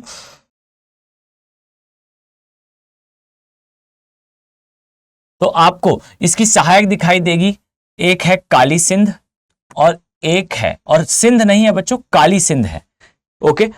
यहां आपको अदर नदियां दिखाई देंगी जैसे काली सिंध, परना, इसी प्रकार से एक और नदी दिखाई देगी पार्वती के नाम से। ये सभी जो है वो चंबल की ही सहायक नदियों में आती है। मैं यहां मेंशन करता हूं नाम, याद रखिएगा। आपको यहां दिखाई देगा चंबल, सहायक नदी शिप्रा, पराना या परान तथा पार्वती, ये इसी कुछ सहायक नदियां हैं, क्लियर। और ये मालवा के पठार से गुजरती हैं। यहां पर आपको एटलस में वो मार्किंग नहीं दिखेगी, इसलिए ज्यादा परेशान ना हो। आपको इस तरह से यहां पर एक पहाड़ी दिखेगी। आप केवल इतना याद रखिए कि जो सिगार पहाड़ी है, ये सिगार पहाड़ी जो है वो मालवा के पठार की सबसे ऊंची चोटी है, क्लियर। और ये भी याद रखिएगा ये आती कहां पे है, ये आती है महू में। और ये भी याद रखिएगा ये जो महू है ये आपको मार्क जरूर करना है, क्योंकि ये प्लेस अंग्रेजों का हेडक्वार्टर था। और ये महू नाम जो है हम बोलने लगे हिंदी में ट्रांसलेट करके, अदरवाइज ये एक शॉर्ट फॉर्म है, इसे कहा जाता है मिलिट्री हेडक्वार्टर ऑफ वॉर। ये वो क्षेत्र है, क्लियर। और मैं अगर रॉन्ग नहीं हूं तो ये बहुत फेमस पर्सनैलिटी का बर्थ प्लेस भी है। आप मुझे कमेंट सेक्शन में बताएंगे कि वो फेमस पर्सनैलिटी कौन है जिनका बर्थ प्लेस महू है, क्लियर। चलिए हम आगे बढ़ते हैं, चलिए आ जाएं। यहां ध्यान से देखिए, याद रखिएगा आपको यहां पर अब हम छोटे नागपुर के पठार को कवर करने वाले हैं। जस्ट अ सेकेंड, याद रखिए आपको इस प्रकार से दिखाई देगा छोटा नागपुर का पठार, क्लियर। और इस प्रकार से दिखाई देगा शिलोंग का पठार। अब यहां पर आपको याद रखना है, अपने दिमाग में इस चीज को सेटल डाउन रखें। क्या? तो याद रखिए कि मालवा के पठार तथा शिलोंग के पठार, इसके लिए 2 अलग अलग स्टेटमेंट है। जो छोटा नागपुर का पठार है इसके लिए आपको इंग्लिश में याद करना होगा बच्चों, और ये मेरी रिक्वेस्ट है कि आप लोग इसे इंग्लिश में याद करें। कारण क्या है? कारण यह है कि इससे यूपीएससी प्रश्न पूछता है, क्लियर। और ट्रांसलेशन में फिर अलग अलग टाइप के स्टेटमेंट्स रिपीट होते हैं। हिंदी में एक स्टेटमेंट हमेशा रहता है इंग्लिश में। याद रखिए कि प्रायद्वीपीय भारत का नॉर्थ ईस्टर्न प्रोजेक्शन कहा जाता है छोटे नागपुर के पठार को, और नॉर्थ ईस्टर्न एक्सटेंशन कहा जाता है किसे? शिलोंग के पठार को। तो हमारा भारत इस प्रकार से है, याद रखें इसका ये वाला भाग, इसे नॉर्थ ईस्टर्न प्रोजेक्शन और इसे नॉर्थ ईस्टर्न एक्सटेंशन के नाम से जाना जाता है। ये है ये वाला भाग, ये है ये वाला भाग। पॉइंट क्लियर है? चलिए, तो आई होप आप इसे आवश्यक रूप से याद करेंगे। नाउ अब यहां पर ध्यान दें, ये जो बीच का क्षेत्र आपको दिखाई दे रहा है, यहां पर आपको दिखाई देगा इस प्रकार से, जस्ट अ सेकेंड, यहां पर एक नदी आएगी और याद रखें इस नदी को कहा जाता है गंगा नदी, क्लियर। इसी प्रकार से ऊपर से एक नदी आएगी, याद रखिए इसे कहा जाता है तीस्ता नदी, नो इसे कहा जाता है ब्रह्मपुत्र नदी, क्लियर। तो अब यहां पर याद रखने योग्य है कि यहां आपको एक नदी दिखेगी जिसे तीस्ता कहा जाता है। और याद रखिए गंगा नदी की ही एक धारा है जो गुजरती है कुछ इस प्रकार से इसके अंदर से। ये है हुगली,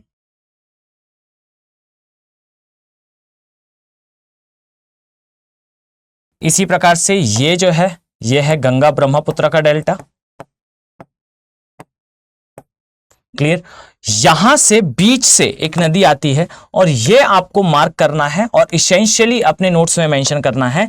याद रखिए यहां से एक नदी आती है, इसे बेसिकली कहा जाता है दामोदर नदी। ओके, और यहां याद रखिए मैं यहां मेंशन करता हूं दामोदर नदी। याद रखिए दामोदर नदी जो है वो छोटा नागपुर के पठार को दो भागों में विभाजित करती है।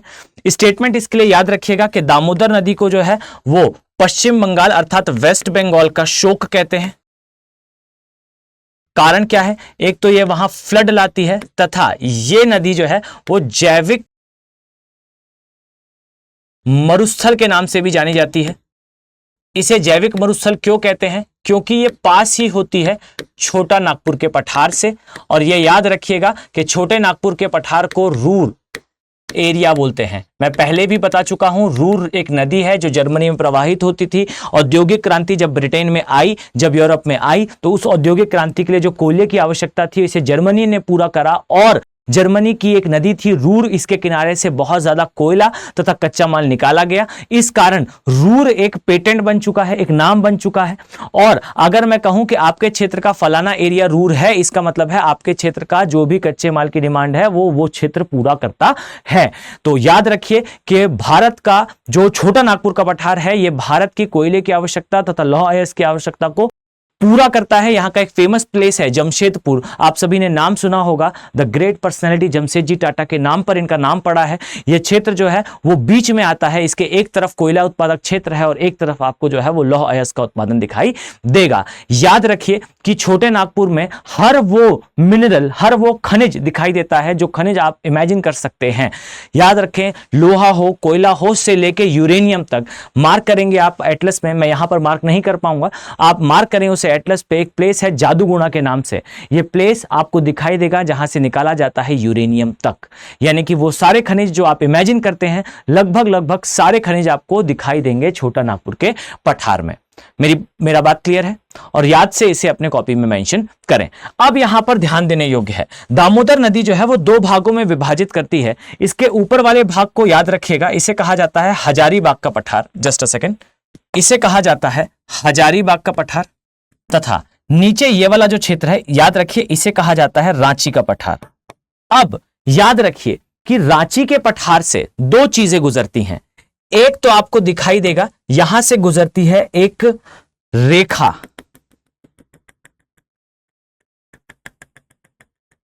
इस रेखा को कहा जाता है कर्क रेखा। और ये याद रखिएगा इसी कर्क रेखा पर सिचुएटेड है झारखंड की राजधानी जिसे कहा जाता है रांची। क्लियर? यहां पर आपको दिखाई देगा, थोड़ा उस तरफ है, मैं एडजस्ट करने के लिए इसे साइड में बना रहा हूं। इसे कहा जाता है रांची। अब याद रखिए यहां से एक और नदी प्रवाहित होती है, इस नदी को कहा जाता है सुवर्णरेखा नदी। क्लियर? मैंने पहले भी आपको बताया है, याद रखिएगा ये जो सुवर्णरेखा नदी है, इस नदी के जल में जो है वो वास्तविकता में स्वर्ण उपस्थित है। समस्या बस ये है कि आप निकाल नहीं सकते। कारण क्या है?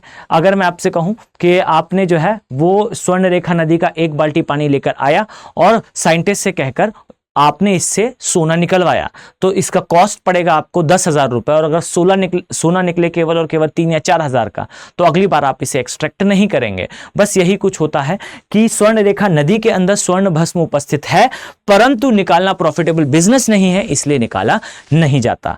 याद रखें जिस दिन हम ऐसी टेक्निक ढूंढ लेंगे जिससे कम कॉस्ट में इसे निकाला जा सके, तो जब तक आपको ये पता चलेगा तब तक स्वर्ण रेखा रिवर जो है वो गायब हो चुकी होगी।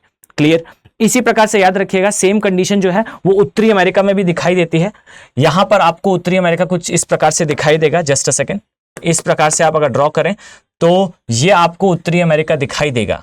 और याद रखिएगा कि यहां पर एक क्षेत्र है जिसे कहा जाता है अलास्का, और अलास्का में मार्क कीजिएगा page number, if I am not wrong then 67 68 के आसपास दिखाई देगा, अन्यथा की स्थिति में 86 में दिखाई देगा। अलास्का वाला एरिया है जहां यूकॉन रिवर मिलती है, और याद रखिए यूकॉन रिवर के अंदर भी आपको दिखाई देगा गोल्ड पार्टिकल्स, सेम लाइक स्वर्ण रेखा नदी। याद रखिए यहां पर इस नदी से जो है स्वर्ण भस्म निकाली भी जाती है, और इवन बड़े बड़े पत्थर तक निकलते हैं सोने के, और इसे निकालने के लिए लोग मेटल डिटेक्टर लेकर पूरी नदी के पानी को जो है वो खंगालते हैं। इसे एक कल्चर कहा जाता है जिसे कहते हैं माई पाई कल्चर। मैं जब आपको वर्ल्ड की मैपिंग कराऊंगा और अगर आप इंटरेस्टेड होंगे तब हम इसे जो है कवर करेंगे। यह यूपीएससी ने पूछा था, और यहीं मैं आपसे डिस्कस करूंगा एक दूसरे कंसेप्ट के बारे में। अभी हम इंडियन ज्योग्राफी पर फोकस कर रहे हैं, इसीलिए हम उस पर डिस्कशन नहीं करेंगे। बेसिकली आता है एक नोड्यूल जिसे कहते हैं पॉलीमेटेलिक नोड्यूल्स। क्लियर, अलास्का वाले क्षेत्र में पॉलीमेटेलिक नोड्यूल्स प्रेजेंट है, और यह भी याद रखिएगा कि जो रशिया है इसने साइबेरिया दिया था किसे, यूएसए को, और रशिया पछता रहा होगा। कारण क्या है कि पॉलीमेटेलिक नोड्यूल्स, इतने बड़ी चट्टानें होती हैं, ये एक क्षेत्र होता है बेसिकली जो सैकड़ों किलोमीटर गहरा होता है, और वहां से मिनरल बाहर आते हैं। एक पॉलीमेटेलिक नोड्यूल भारत के पास भी है, अरब के सागर में। एक पॉलीमेटेलिक नोड्यूल यूएसए के पास भी है। यूएसए इससे लैटिन अमेरिकन कंट्रीज के अंदर इकोनॉमीज को हिला देता है। क्लियर, यूएसए ने कैसे ट्रेड वॉर लड़ते हुए 200-250 रुपए बैरल के तेल को $1 में बदल दिया था।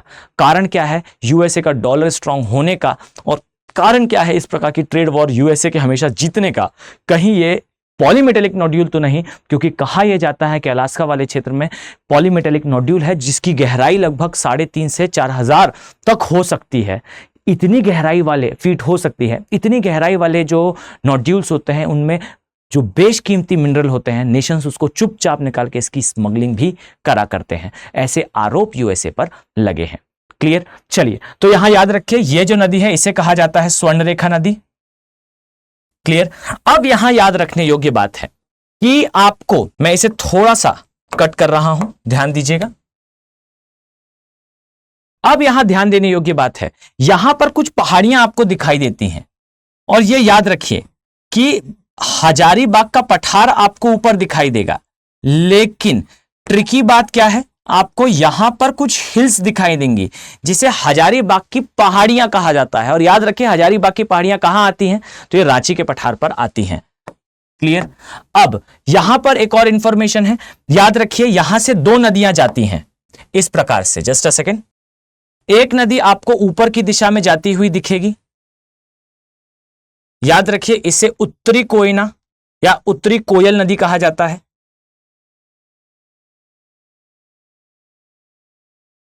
इसी प्रकार से एक नदी नीचे की ओर जाती हुई दिखाई देती है जिसे दक्षिणी कोयल कहा जाता है।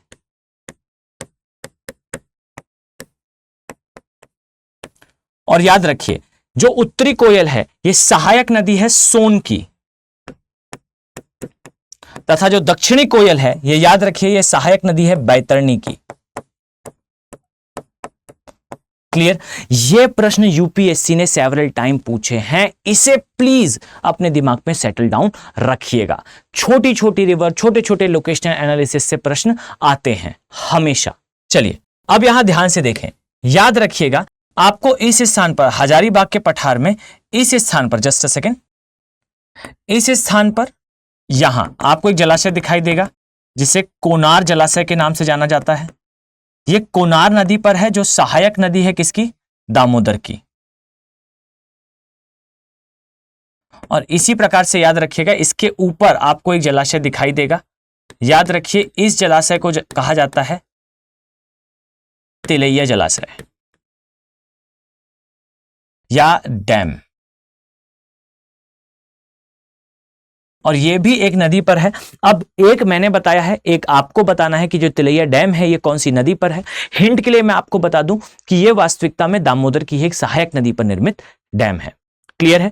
अब यहां पर याद रखिए लास्ट जो आपको डायमेंशन याद रखना है, यहां आपको दिखाई देगा इस प्रकार से राजमहल की पहाड़ियों का विस्तार। क्लियर, अब मैं राजमहल की पहाड़ियां आपको पहले ही मार्क करा चुका हूं, तो आपको केवल याद रखना है कि ये पहाड़ियां इस स्थान पर हैं। क्लियर, तो ये राजमहल की पहाड़ियां हुई, मैं यहां नेमिंग कर दूं, अन्यथा की स्थिति में आपको थोड़ी समस्या होगी। याद रखिए इस प्रकार से आपको एक और नदी दिखाई देगी, मैं पहले आपको बता चुका हूं इसलिए मैं ज्यादा समय नहीं दूंगा। याद रखिए इसे कहा जाता है बेसिकली नदी by the name of Barak. अब यहां याद रखिएगा कि बराक को जो है वो बांग्लादेश में मेघना के नाम से जाना जाता है। तो ये आपका इस तरफ वाला पोर्शन बनकर रेडी है। अब आते हैं मेघालय के पठार में। चलिए तो यहां ध्यान से देखिए, याद रखिएगा कि मेघालय के जो पठार है ये, जैसा कि मैंने आपको पहले बताया कि ये हमारे प्रायद्वीपीय भारत का ही विस्तार है। इसमें आपको कुछ पहाड़ियां दिखाई देंगी, ये आप आवश्यक रूप से मार्क करें। याद रखिए आपको यहां पर इस क्रम में, अब ये क्रम आपको याद करना होगा। ये है गारो, इस प्रकार से आपको दिखाई देगा, ये है खासी, इस प्रकार से आपको ये दिखाई देगा, इसे कहा जाता है जैंतिया। इसी प्रकार से याद रखिए आपको यहां पर दिखाई देगी बराइल, नीचे आपको दिखाई देगा मिकिर, तथा इस प्रकार से यह दिखाई देगा, इसे कहा जाता है रिंगमा। याद रखिए यह है एक्चुअल में मिकिर। जस्ट अ सेकेंड, मैं इसे रिपीट करता हूं। याद रखिए इसे कहा जाता है मिकिर,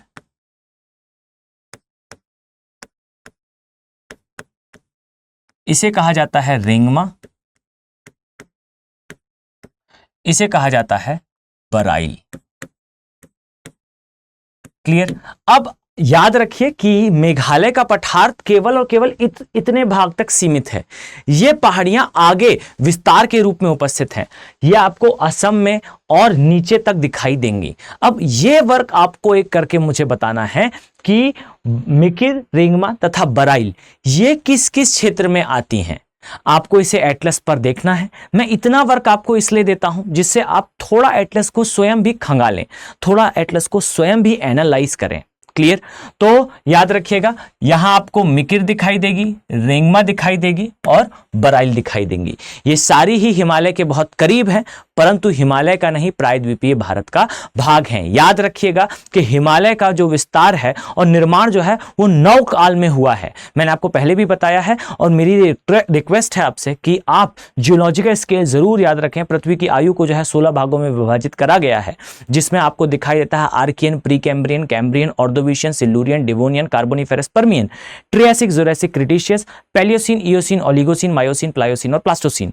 ये क्रम आपको इसी प्रकार से याद होना चाहिए और आपको ऐसे याद रहना है कि जो जीव हैं उनका क्रम क्या है। सबसे पहले आए एक कोशिकीय अकशेरुकी जीव, फिर आए कशेरुकी जीव, फिर आए मत्स्य युग, फिर आया एम्फीबियन अर्थात उभयचरियों का युग, उभयचरी से बने रेप्टाइल, रेप्टाइल हुए एंड तो आए मैमल अर्थात स्तनधारी, और स्तनधारी में नेचुरल सिलेक्शन के थ्रू बंदरास का अर्थात मंकीज का इवोल्यूशन हुआ और उस मंकीज के इवोल्यूशन में हम आगे आए। क्लियर। तो याद रखें कि इस प्रकार से जब आप पढ़ेंगे, अगर आप इसे डिटेल में देखें तो इसी प्रकार से आपको फिंगर टिप्स पर पूरी ज्योग्राफी याद होनी चाहिए। ये इसेंशियल हो जाता है यूपीएससी के लिए। क्लियर। तो मैं यहां नेमिंग कर दूं। याद रखें इसे कहा जाता है गारो, इसे कहा जाता है खासी, इसे कहा जाता है जैंतिया। क्लियर। अब याद रखें ये जो ऊपर का क्षेत्र है, यहां आपको असम का मैदान दिखाई देगा,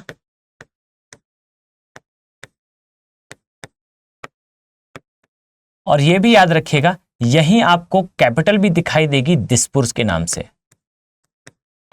क्लियर। यहां आपको नीचे चेरापूंजी तथा माओ सुंदरम ये दिखाई देंगे,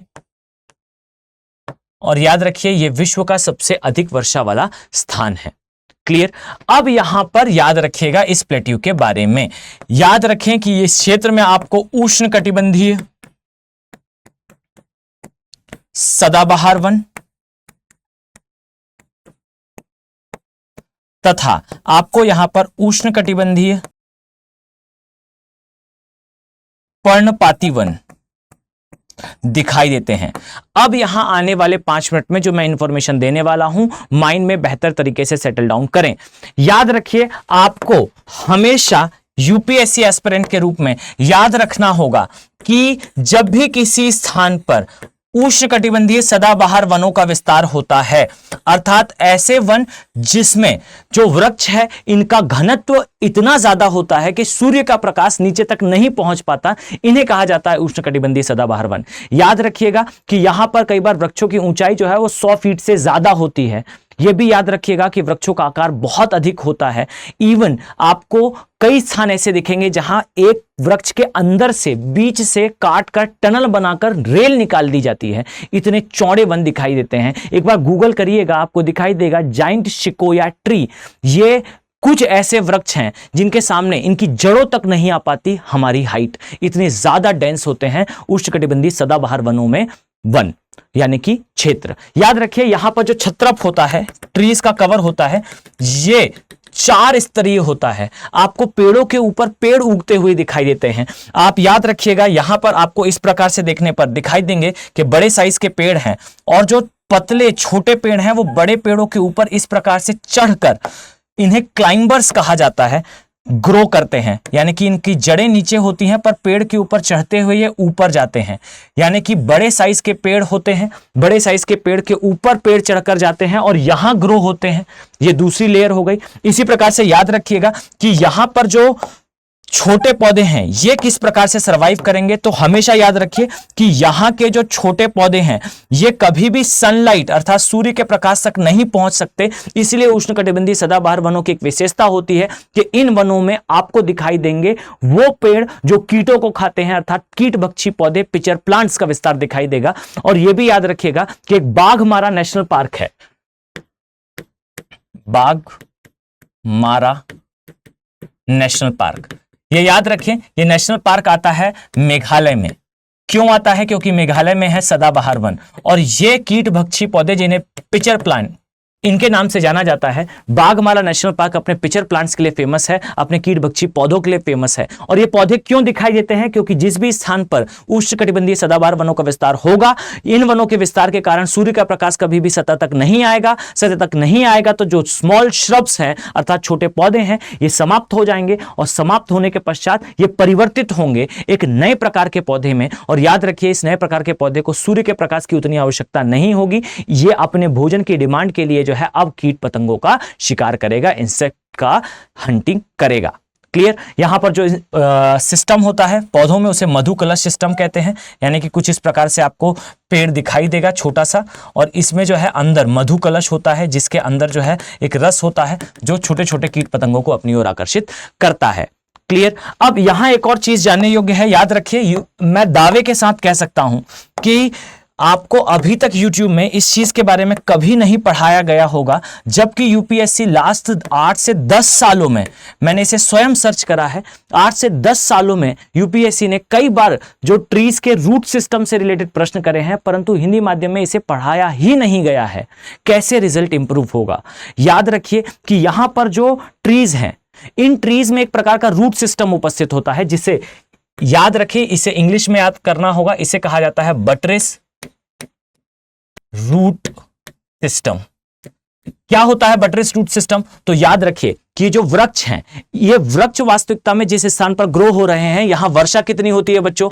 याद रखें 200 सेंटीमीटर से ज्यादा वर्षा होती है। और यह भी याद रखिए कि जब 200 सेंटीमीटर से ज्यादा वर्षा होगी तो पानी इतना ज्यादा गिर रहा होगा, आप यहां पाएंगे कि वर्षा इतनी ज्यादा हो रही होगी कि वर्षा के पानी के साथ मिट्टी के जो पोषक पदार्थ है वो मिल जाएंगे, घुल जाएंगे और घुलने के पश्चात जमीन के अंदर चले जाएंगे। और एक बार ये जमीन के अंदर चले गए तो याद रखिए कि मृदा के अंदर पोषक तत्वों की हो जाएगी कमी। ये हमेशा याद रखिएगा कि जिस भी स्थान पर उष्णकटिबंधीय सदाबहार वनों का विस्तार होगा वहां पर मृदा कभी भी उपजाऊ नहीं होती।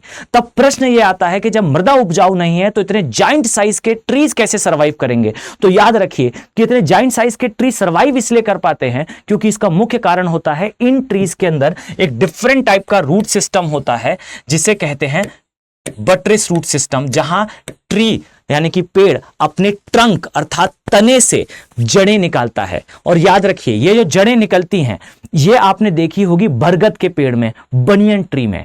आप पाएंगे कि तने से, जिसको टार्जन पकड़ के झूल रहा होता है, ये निकलने वाली जो जड़ें हैं ये क्या करती हैं? तो मेरा शरीर हो या आपका शरीर हो, आपकी बॉडी के जो न्यूट्रिएंट की डिमांड है, आपकी बॉडी में मसल्स हैं, प्रोटीन है प्रोटीन कुछ और नहीं है, अमीनो एसिड है, और अमीनो एसिड कुछ और नहीं है, नाइट्रोजन है।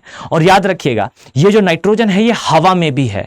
तो जो ट्रीज हैं जो अपने तने से जड़ों को निकालते हैं, ये क्या करते हैं, तो हवा में उपस्थित पोषक पदार्थों को एब्जॉर्ब करते हैं, अवशोषित करते हैं। तो यदि जमीन के अंदर पोषक तत्व नहीं है तो पेड़ अपने पोषक तत्वों की डिमांड को पूरा करने के लिए अपने तने से जड़ों को निकालता है, जिसे बट्रेस रूट सिस्टम कहा जाता है। और यह रूट सिस्टम के थ्रू बड़े आकार के पेड़ जो है वो आपस में भी जुड़ जाते हैं और हवा से अपने पोषक तत्वों की डिमांड को पूरा करते हैं।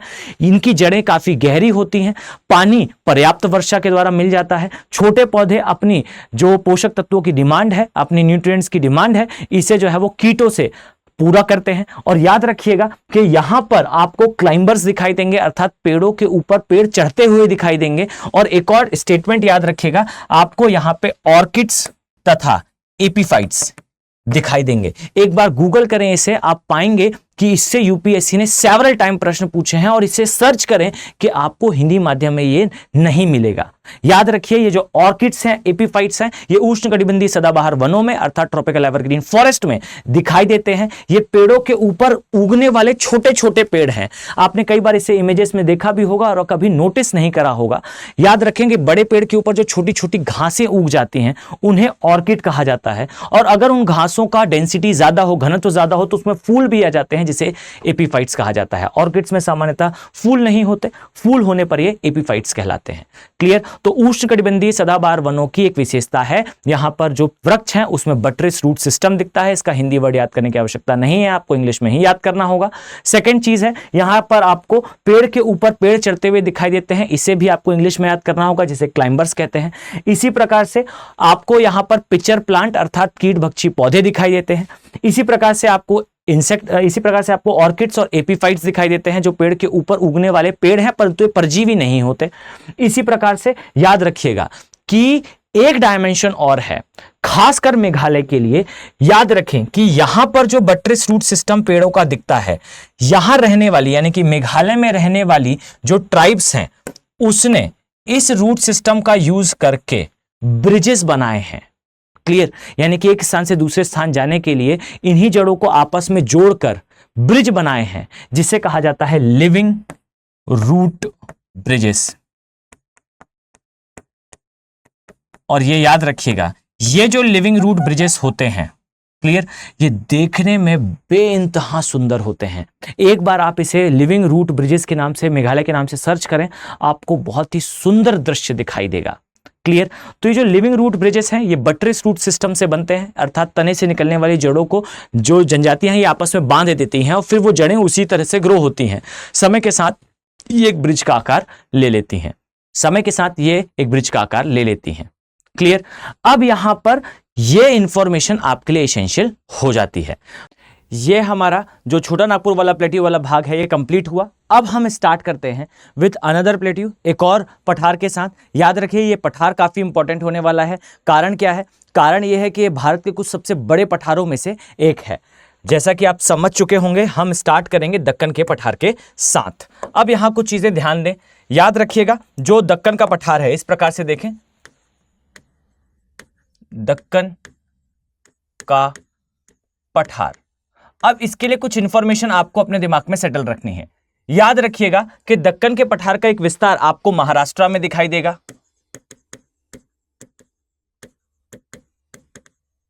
इसी प्रकार से एक विस्तार आपको जो है वो मध्य प्रदेश में दिखाई देगा,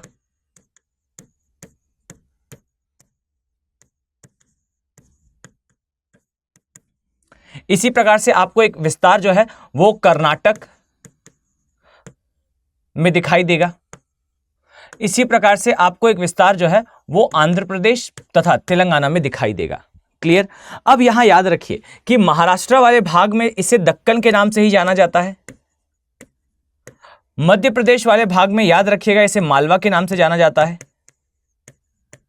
कर्नाटका में इसे कर्नाटका के पठार, आंध्र तथा तेलंगाना में से तेलंगाना तथा रायलसीमा के नाम से जाना जाता है।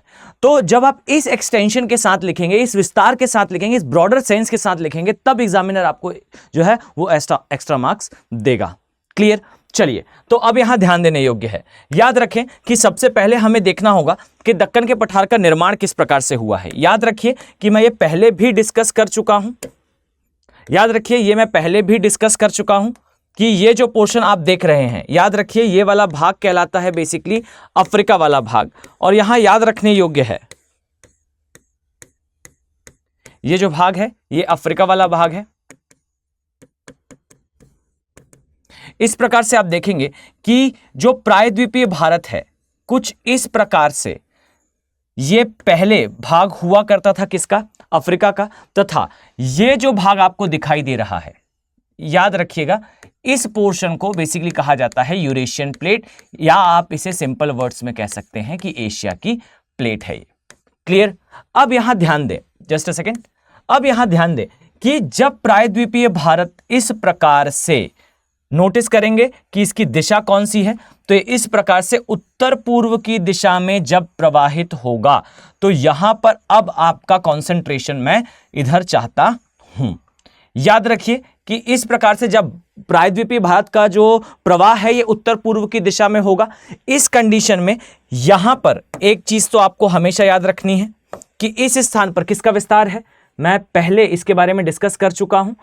यहां पर टेथिस भू संतति का विस्तार है। क्या है टेथिस? हम किसी और क्लास में डिटेल में डिस्कस करते हैं। याद रखें यहां पर है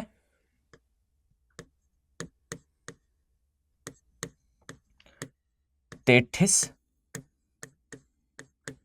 सागर। क्लियर? अब ये जो क्षेत्र आपको दिखाई दे रहा है, प्रायद्वीपीय भारत के इस दिशा में प्रवाहित होने के कारण टेथिस सागर तथा यूरेशियन प्लेट के बीच में क्या होगा? सम्मेलन होगा। यहां पर जो है कोलिजन होगा, और इस स्थिति में यहां पर पहले निर्माण होगा ट्रांस हिमालय का। इसके पश्चात ये पूरा भाग जमीन के अंदर चला जाएगा, फिर प्रायद्वीपीय भारत तथा हिमालय के बीच में कोलिजन होगा, और इस कंडीशन में आपका निर्माण होगा हिमालय का। क्लियर? तो प्रायद्वीपीय भारत तथा यूरेशियन प्लेट के टकराने से हिमालय का निर्माण हुआ, तथा टेथिस की प्लेट तथा यूरेशियन प्लेट के टकराने से ट्रांस हिमालय का निर्माण हुआ। इस चीज को आप समझ गए। अब यहां ध्यान देने योग्य है, हम इसे इस स्थान पर क्यों देख रहे हैं। तो याद रखिएगा यहां बीच में एक क्षेत्र आता है, मैंने पहले भी इसे डिस्कस करा है। याद रखिए ये जो क्षेत्र है, ये जो क्षेत्र है इसे बेसिकली कहा जाता है रीयूनियन हॉटस्पॉट। अब क्या है ये रीयूनियन हॉटस्पॉट? तो समझिएगा इस स्थान पर बेसिकली जो मैग्मा है ये सतह तक आ चुका है, और आप ऐसा कह सकते हैं कि ये वो क्षेत्र है जहां आपको दिखाई देगा कि जो मैग्मा है इसका दरारीय उद्भेदन उपस्थित है। अर्थात कुल मिला के मैं ये कहना चाहता हूं कि ये अगर पृथ्वी है, पृथ्वी में इस स्थान पर यहां कहीं पर मैग्मा है, अंदर इस स्थान पर मान लीजिए। क्लियर? तो कुछ ऐसे स्थान होते हैं जहां पर मैग्मा जो है वो सतह के बिल्कुल पास आ जाता है। क्लियर? तो ये जो क्षेत्र कहलाते हैं इन्हें कहते हैं हॉटस्पॉट। अब याद रखिए ये हॉटस्पॉट जहां भी होते हैं वहां मैग्मा जो है वो सतह से सामान्य रूप से जैसे एक नदी प्रवाहित हो रही है ऐसे प्रवाहित होता हुआ दिखाई देता है। अब यहां याद रखिए कि ये जो रीयूनियन हॉटस्पॉट है, यहां पर जब प्रायद्वीपीय भारत इससे प्रवाहित हुआ, इसके ऊपर से गुजरा, तो याद रखिए इस क्षेत्र में दरारी उद्भेदन के कारण दक्कन के पठार का निर्माण हुआ। इसे कुछ इस तरह से समझें कि जब प्रायद्वीपीय भारत प्रवाहित हो रहा था तो एक ऐसे क्षेत्र से गुजरा जहां नीचे जमीन पर मैग्मा था, और जैसे ही प्रायद्वीपीय भारत उससे आगे बढ़ता गया मैग्मा जो है वो पीछे से बाहर आता गया। क्लियर? तो आप पाएंगे कि प्रायद्वीपीय भारत चूंकि इस डायरेक्शन में आगे बढ़ रहा है तो चीजों को जो मलमा है उसे आगे की दिशा में इकट्ठा करेगा, जिससे यहां पर जो है आपको दिखाई देगा कि भ्रंशों का निर्माण, साथ ही कगार का निर्माण दिखाई देगा। और ये जो इस क्षेत्र में आप देखेंगे यहां से मैग्मा की जो है वो फ्लोरिंग होना स्टार्ट होगी। अब याद रखिए ये जो फ्लोरिंग है ये कई बार होगी। क्यों कई बार होगी? तो इसको समझिएगा, जब प्लेट आगे बढ़ेगी इस प्रकार से, तो प्लेट के आगे बढ़ने से यहां पर मलमा इकट्ठा होगा, यहां कगार बनेगा, तथा ये जो भाग है यहां से मैग्मा इस प्रकार से निकलना प्रारंभ होगा। अब इस चीज को समझिए कि जब मैग्मा यहां से निकलेगा तो प्लेट मान लेते हैं 5 सेंटीमीटर आगे बढ़ी, तो 5 सेंटीमीटर आगे बढ़ने पर यहां पूरे क्षेत्र में एक बार फ्लोरिंग होगी। इसके पश्चात इसे कुछ इस तरह से हम ड्रॉ कर सकते हैं, ध्यान से देखिएगा। याद रखें कि ये अगर प्लेट है तो जब ये प्लेट एक बार आगे मूव करेगी तो याद रखिए मैग्मा का या लावा का दरारी उद्भेदन होने पर इस प्रकार से एक बार फ्लोरिंग होगी मैग्मा की। इसके पश्चात ये प्लेट पुनः आगे बढ़ेगी, तब फिर से एक बार फ्लोरिंग होगी। परंतु यहां ध्यान देने योग्य है कि प्रायद्वीपीय भारत धीरे धीरे करके रीयूनियन हॉटस्पॉट से बाहर जाता जाएगा। तो जैसे जैसे बाहर जाएगा, ये जो लेयरिंग हो रही है इसका एरिया कम होता जाएगा और इस प्रकार से आप पाएंगे कि मल्टीपल टाइम मैग्मा की फ्लोरिंग होने से, मल्टीपल टाइम मैग्मा की चादर के बिछने से दक्कन के पठार का निर्माण हुआ है। इसे अपने माइंड में सेटल डाउन करें कि दक्कन के पठार का निर्माण किस प्रकार से हुआ है। तो दक्कन के पठार का निर्माण हुआ है लावा के या मैग्मा के दरारीय उद्भेदन से, फिशर वेंट इरप्शन से। इस वर्ड को भी अपने माइंड में सेटल डाउन रखें। बाकी इसका हिंदी वर्जन ऑथेंटिक है, आप इसे भी याद रख सकते हैं। जहां आवश्यक होगा वहां मैं आपसे याद करने की अपेक्षा रखूंगा, अन्यथा की स्थिति में आप हिंदी वर्ड के साथ ही जाएंगे। क्लियर? तो यहां याद रखिए लावा का दरारीय उद्भेदन हुआ, फर्स्ट डायरेक्शन। सेकेंड चीज याद रखिएगा कि लावा की फ्लोरिंग हुई है, अर्थात कई लेयरें, कई परतें जमी हुई हैं दक्कन के पठार में, एक के ऊपर एक। और ये क्यों जमी है? क्योंकि जो पठार है वो आगे की दिशा में प्रवाहित हुआ है। क्लियर? तो यहां पर आपको दिखाई देगा इस प्रकार से जो है वो दक्कन के पठार का निर्माण हुआ है और आपको कुछ इस तरह से ये दिखाई देगा। जस्ट अ सेकेंड, यहां ध्यान दें, इस तरह से आपको दिखाई देगा। अब यहां पर नोटिस करने योग्य बात है, ध्यान दें, याद रखिएगा कि चूंकि इस प्रकार से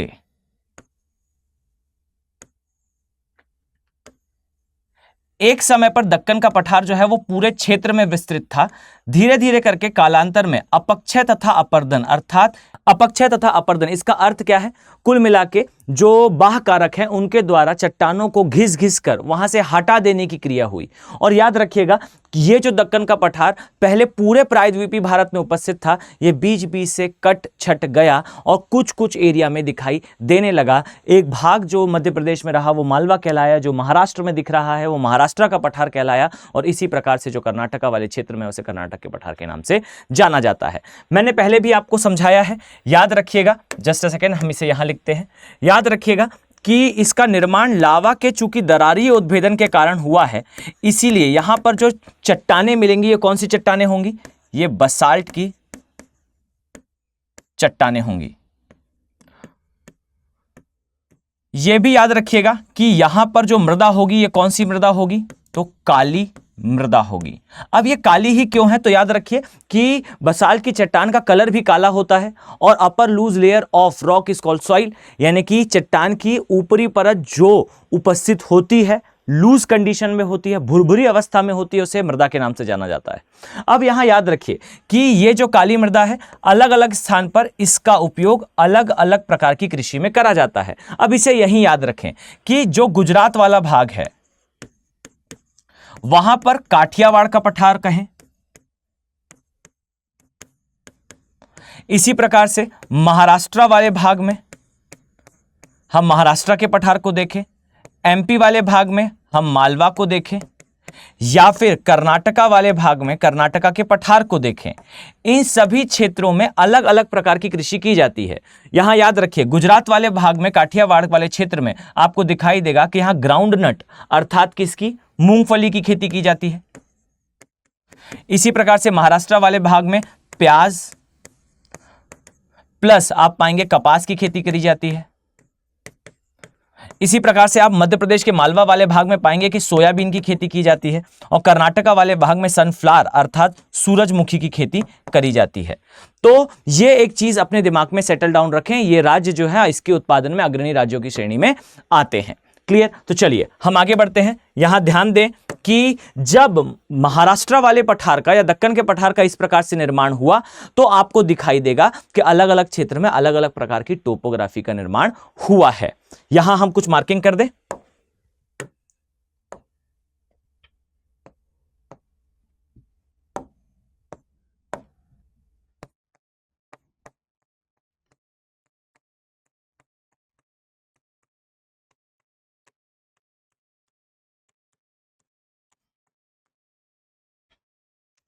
यहां पर एक इंफॉर्मेशन याद रखिएगा, ये जो रीयूनियन हॉटस्पॉट है ये आज के समय रीयूनियन द्वीप के नाम से जाना जाता है। और यह भी याद रखिएगा ये जो द्वीप समूह है ये आज भी फ्रांस की कॉलोनी है, अर्थात फ्रांस का यहां पर उपनिवेश है। अब ये याद रखिए कि फ्रांस जो देश है ये आज भी हिंद महासागर में उपस्थित है। क्लियर है? इसी प्रकार से ये जो है वो दक्कन के पठार का डायग्राम है।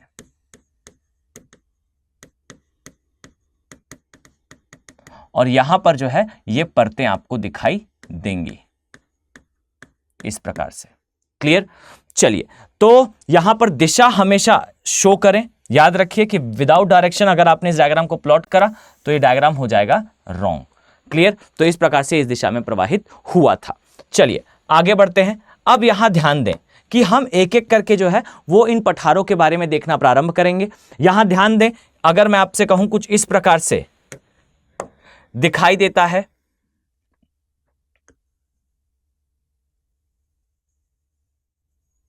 महाराष्ट्र वाला पठार, तो यहां पर याद रखने योग्य इंफॉर्मेशन है कि आपको कुछ बेसिक चीजें पता होनी चाहिए इस क्षेत्र के बारे में।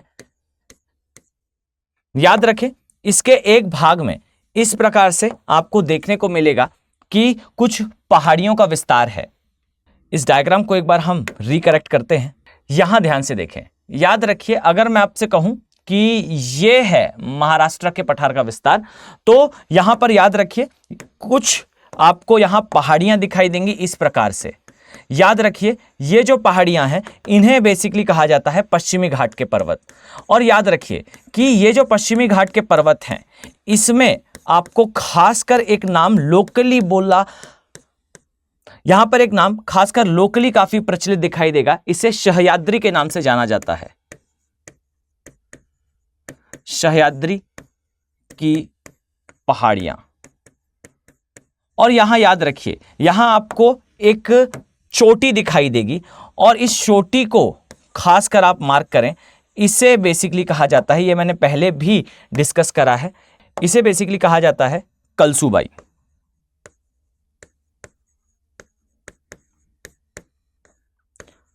क्लियर? अब एक और चीज याद रखिएगा, यहां पर आपको कुछ और भी पहाड़ियां दिखाई देंगी इस प्रकार से।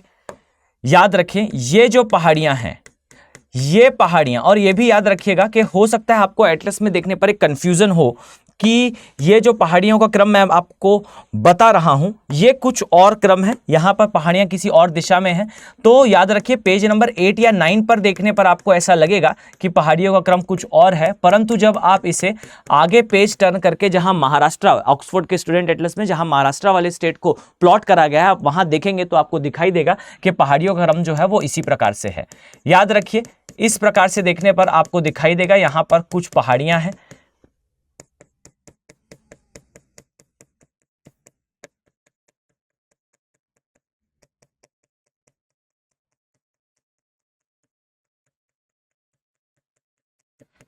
यहां याद रखें कि जो पहाड़ी हैं इनका क्रम क्या है, तो याद रखिएगा यहां आपको दिखाई देगी सतमाला,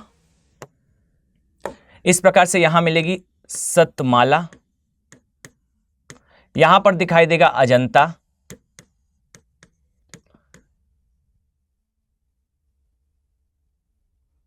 यहां दिखेगा हरिश्चंद्र,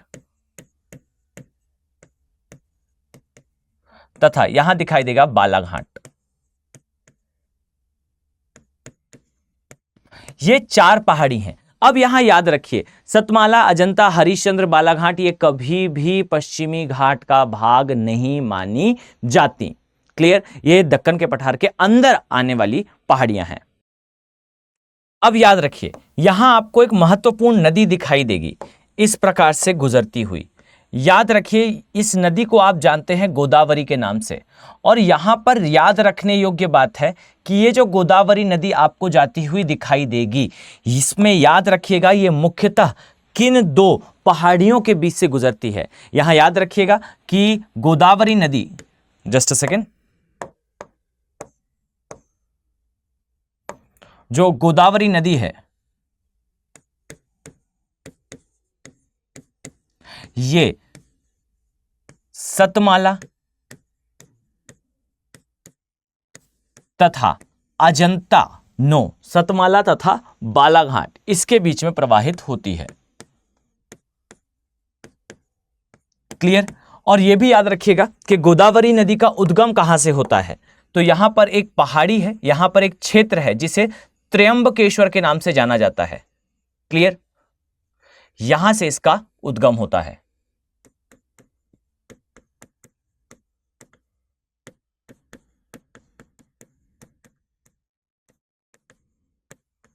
फाइन, तो त्र्यंबकेश्वर के पास से इसका उद्गम होगा गोदावरी का, और गोदावरी जो है सतमाला और बालाघाट से प्रवाहित होते हुए आगे की दिशा में जाएगी।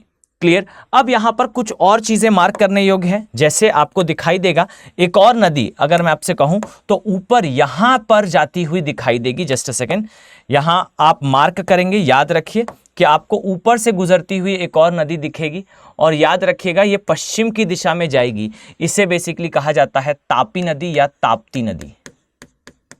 क्लियर। और यह भी याद रखिएगा कि ये नदी जो है यहां ऊपर आपको कुछ पर्वत दिखाई देंगे, आप मार्क करेंगे अपने एटलस में, यहां पर आपको सतपुड़ा श्रेणी दिखाई देगी। क्लियर। तो ये सतपुड़ा श्रेणी तथा खासकर अजंता के बीच से प्रवाहित होती है। क्लियर। तो इस डायग्राम को अपने माइंड में सेटल डाउन करें, और यहां पर कुछ नेशनल पार्क हैं। अब चूंकि ये वीडियो थोड़ा लंबा हो रहा है, मैं नेशनल पार्क वाला पार्ट अभी डिस्कस नहीं करूंगा, परंतु यहां कुछ नेशनल पार्क हैं जो महाराष्ट्र में आते हैं। अब आपकी ये रिस्पॉन्सिबिलिटी होगी कि मुझे कमेंट सेक्शन में बताएं कि महाराष्ट्र के कौन कौन से प्रमुख नेशनल पार्क यहां उपस्थित हैं। क्लियर। मैं जानबूझकर यहां पर कुछ मार्किंग ब्लैंक छोड़ रहा हूं, आप इसे जो है वो एटलस पे मार्क करेंगे, कमेंट सेक्शन में मुझे बताएंगे। चलिए अब आ जाएं, इसकी एक इंफॉर्मेशन जरूर अपने माइंड में सेटल डाउन रखिएगा। याद रखिए कि यहां पर जो टोपोग्राफी दिखती है, टोपोग्राफी का अर्थ क्या है, तो जैसा मैंने यहां पर आपको दिखाया, ये आपको यहां पर लेयर बाय लेयर मैग्मा दिखाई देता है। याद रखिएगा इसे कहा जाता है स्टेप लाइक स्ट्रक्चर्ड टोपोग्राफी, यानी कि सीढ़ी नुमा स्थलाकृतियों का निर्माण। क्लियर है। तो दक्कन वाला पार्ट यहां कंप्लीट हुआ। अब यहां पर कर्नाटका वाला पार्ट जो है वो आता है, और याद रखिए कर्नाटका वाला पार्ट सुपर इंपॉर्टेंट है। क्यों, तो यहां ध्यान से देखिएगा, और याद रखें वीडियो थोड़ा सा लंबा हो रहा है, परंतु मैं दावे के साथ कह सकता हूं कि अगर आपने इस पार्ट को पूरा कंप्लीट करा तो आपके लिए आगे का पोर्शन काफी इजी हो जाएगा, आपको चीजें बहुत इजीली समझ में आएंगी, और आप एक बेहतर यूपीएससी लेवल का आंसर लिख पाएंगे। क्लियर है। जस्ट अ सेकंड, मैं इसे थोड़ा डार्क कर दूं और हम कंटिन्यू रखते हैं। याद रखें ये जो डायग्राम हम प्लॉट कर रहे हैं ये कर्नाटका के लिए है। जस्ट अ सेकंड,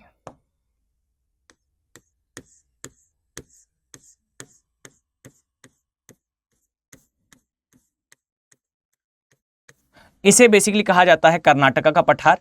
याद रखिए कर्नाटका के पठार को जो है हम दो भागों में विभाजित कर सकते हैं। एक भाग वो है जहां पर्वत है, याद रखिए इसे जो है वो मालनड के नाम से जाना जाता है। ये क्षेत्र जो है ये कहलाता है मालनड एरिया, तथा ये जो क्षेत्र है इसे मैदान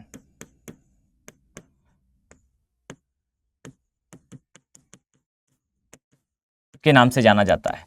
याद रखें ये जो मैदान है ये वास्तविकता में नाम है ये वास्तविकता में एक पठारीय क्षेत्र। याद रखिएगा कि कर्नाटका के पठार में पठार के दो भाग हैं, एक भाग है जिसे मालनड कहते हैं, और मालनड के लिए याद रखिएगा मालनड एरिया कुछ और नहीं है, ऐसे पर्वतीय क्षेत्र हैं जो वनाच्छादित हैं। मालनड का मतलब ही होता है वनों द्वारा ढका हुआ पर्वतीय क्षेत्र। क्लियर। अब यहां याद रखिए मालनड के एरिया में आपको इस स्थान पर दिखाई देंगी कुछ पहाड़ियां, इन पहाड़ियों को जो है वो बाबा बूदन की पहाड़ी के नाम से जाना जाता है। मैंने पहाड़ी वाले सेक्शन में से पूरा कवर करा है। मौलानगिरी यहां की उच्चतम चोटी है, और यह भी याद रखिएगा कि यहां पर ही एक हिल है जिसे ब्रह्मगिरी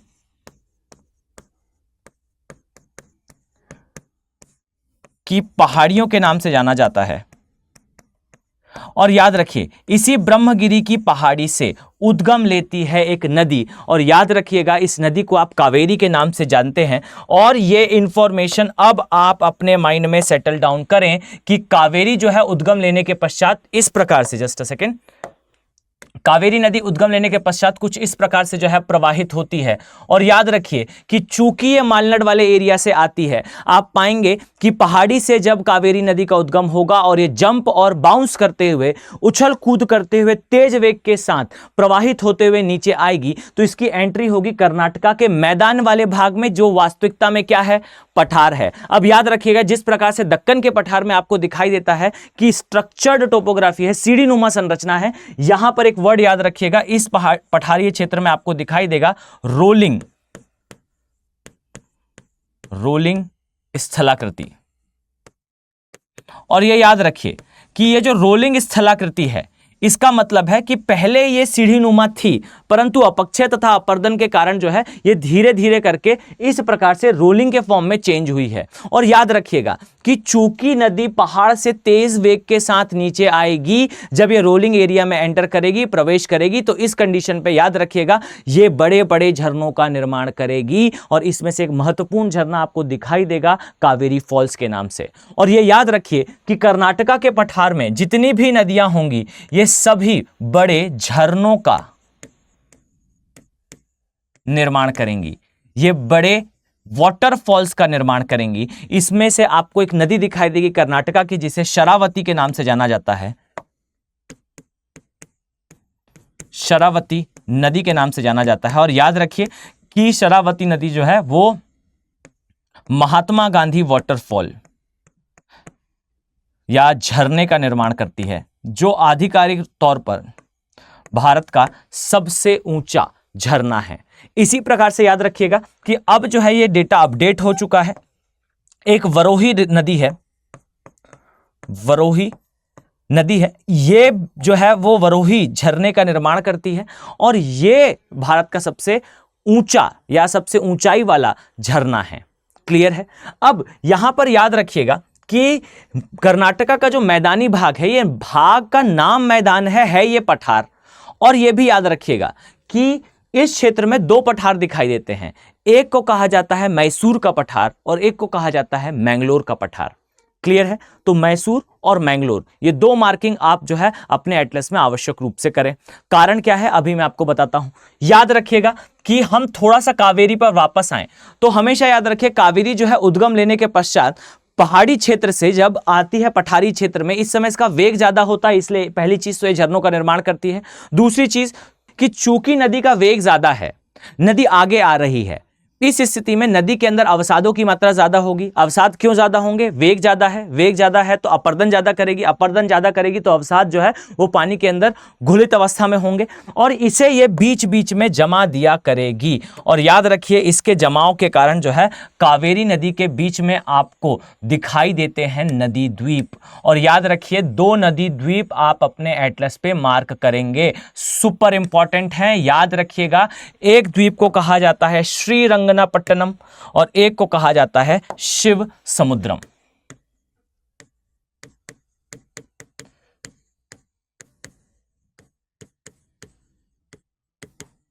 और ये जो है ये है श्रीरंगनापट्टनम।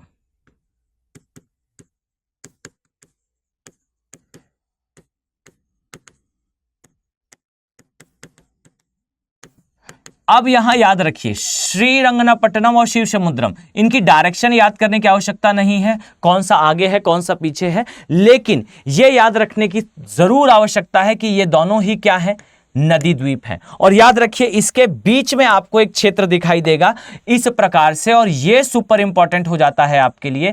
याद रखिए कि इसे कहा जाता है रंगनाथिट्टू, सुपर इंपॉर्टेंट है। लास्ट ईयर ही इसे जो है रामसर साइट के नाम से डिक्लेयर करा गया है, ये रामसर कन्वेंशन का पार्ट हो चुकी है, और इसे कहा जाता है रंगनाथिट्टू।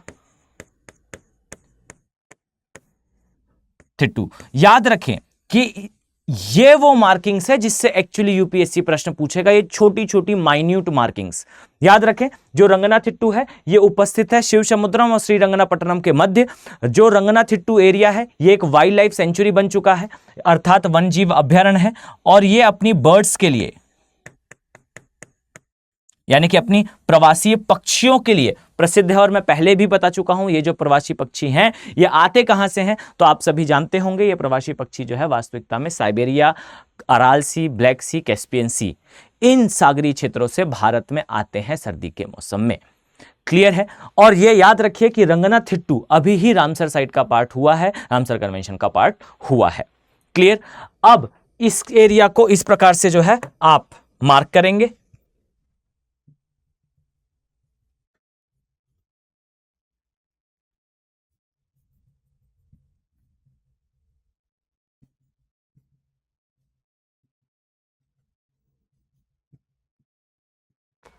क्लियर। अब यहां याद रखिए कि आपको शिव समुद्रम के लिए एक बात याद रखनी है। शिव समुद्रम जो है ये वाटरफॉल्स भी हैं जो कावेरी नदी पर आते हैं। शिव समुद्रम स्वयं में एक नदी द्वीप भी है जो कावेरी नदी में आता है।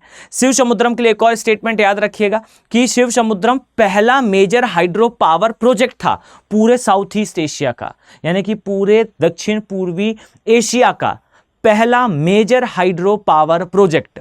ये लगा भी था कावेरी पर और ये नाम भी था शिव समुद्रम। क्लियर है।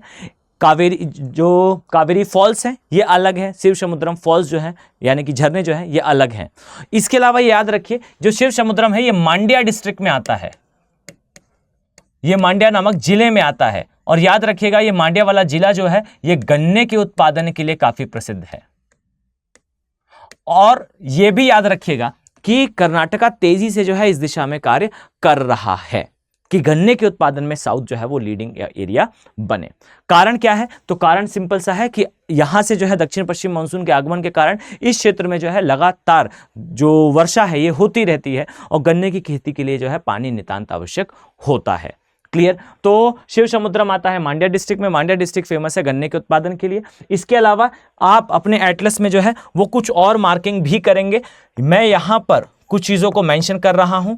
मैं ये उम्मीद करता हूं बच्चों कि आप इन मार्किंग को आवश्यक रूप से एटलस में करेंगे। इसमें से आप एक मार्क करें चिकमंगलुरु। याद रखिए आपको एटलस में चिकमंगलुरु दिखाई देगा और आप मुझे बताएंगे कि इनका ऑर्डर क्या है, मतलब किस स्थान पर चिकमंगलुरु है, किस स्थान पर आगे मैं कुद्रेमुख बताऊंगा वो है, कहां पर मैंगलोर है, कहां पर बेंगलोर है।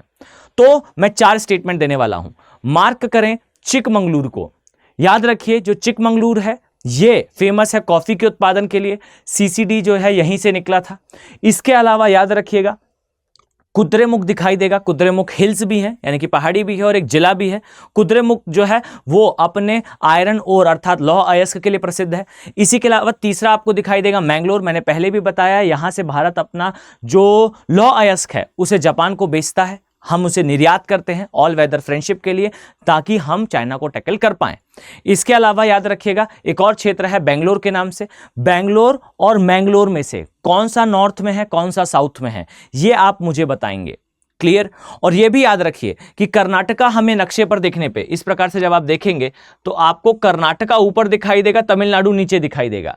अब यहां पर बेंगलोर आता है कर्नाटका में और चेन्नई आता है तमिलनाडु में। लेकिन शॉकिंग बात है कि चेन्नई उत्तर में है, बेंगलोर दक्षिण में है, जबकि बेंगलोर आता कर्नाटका में है जो कर्नाटका ऊपर है।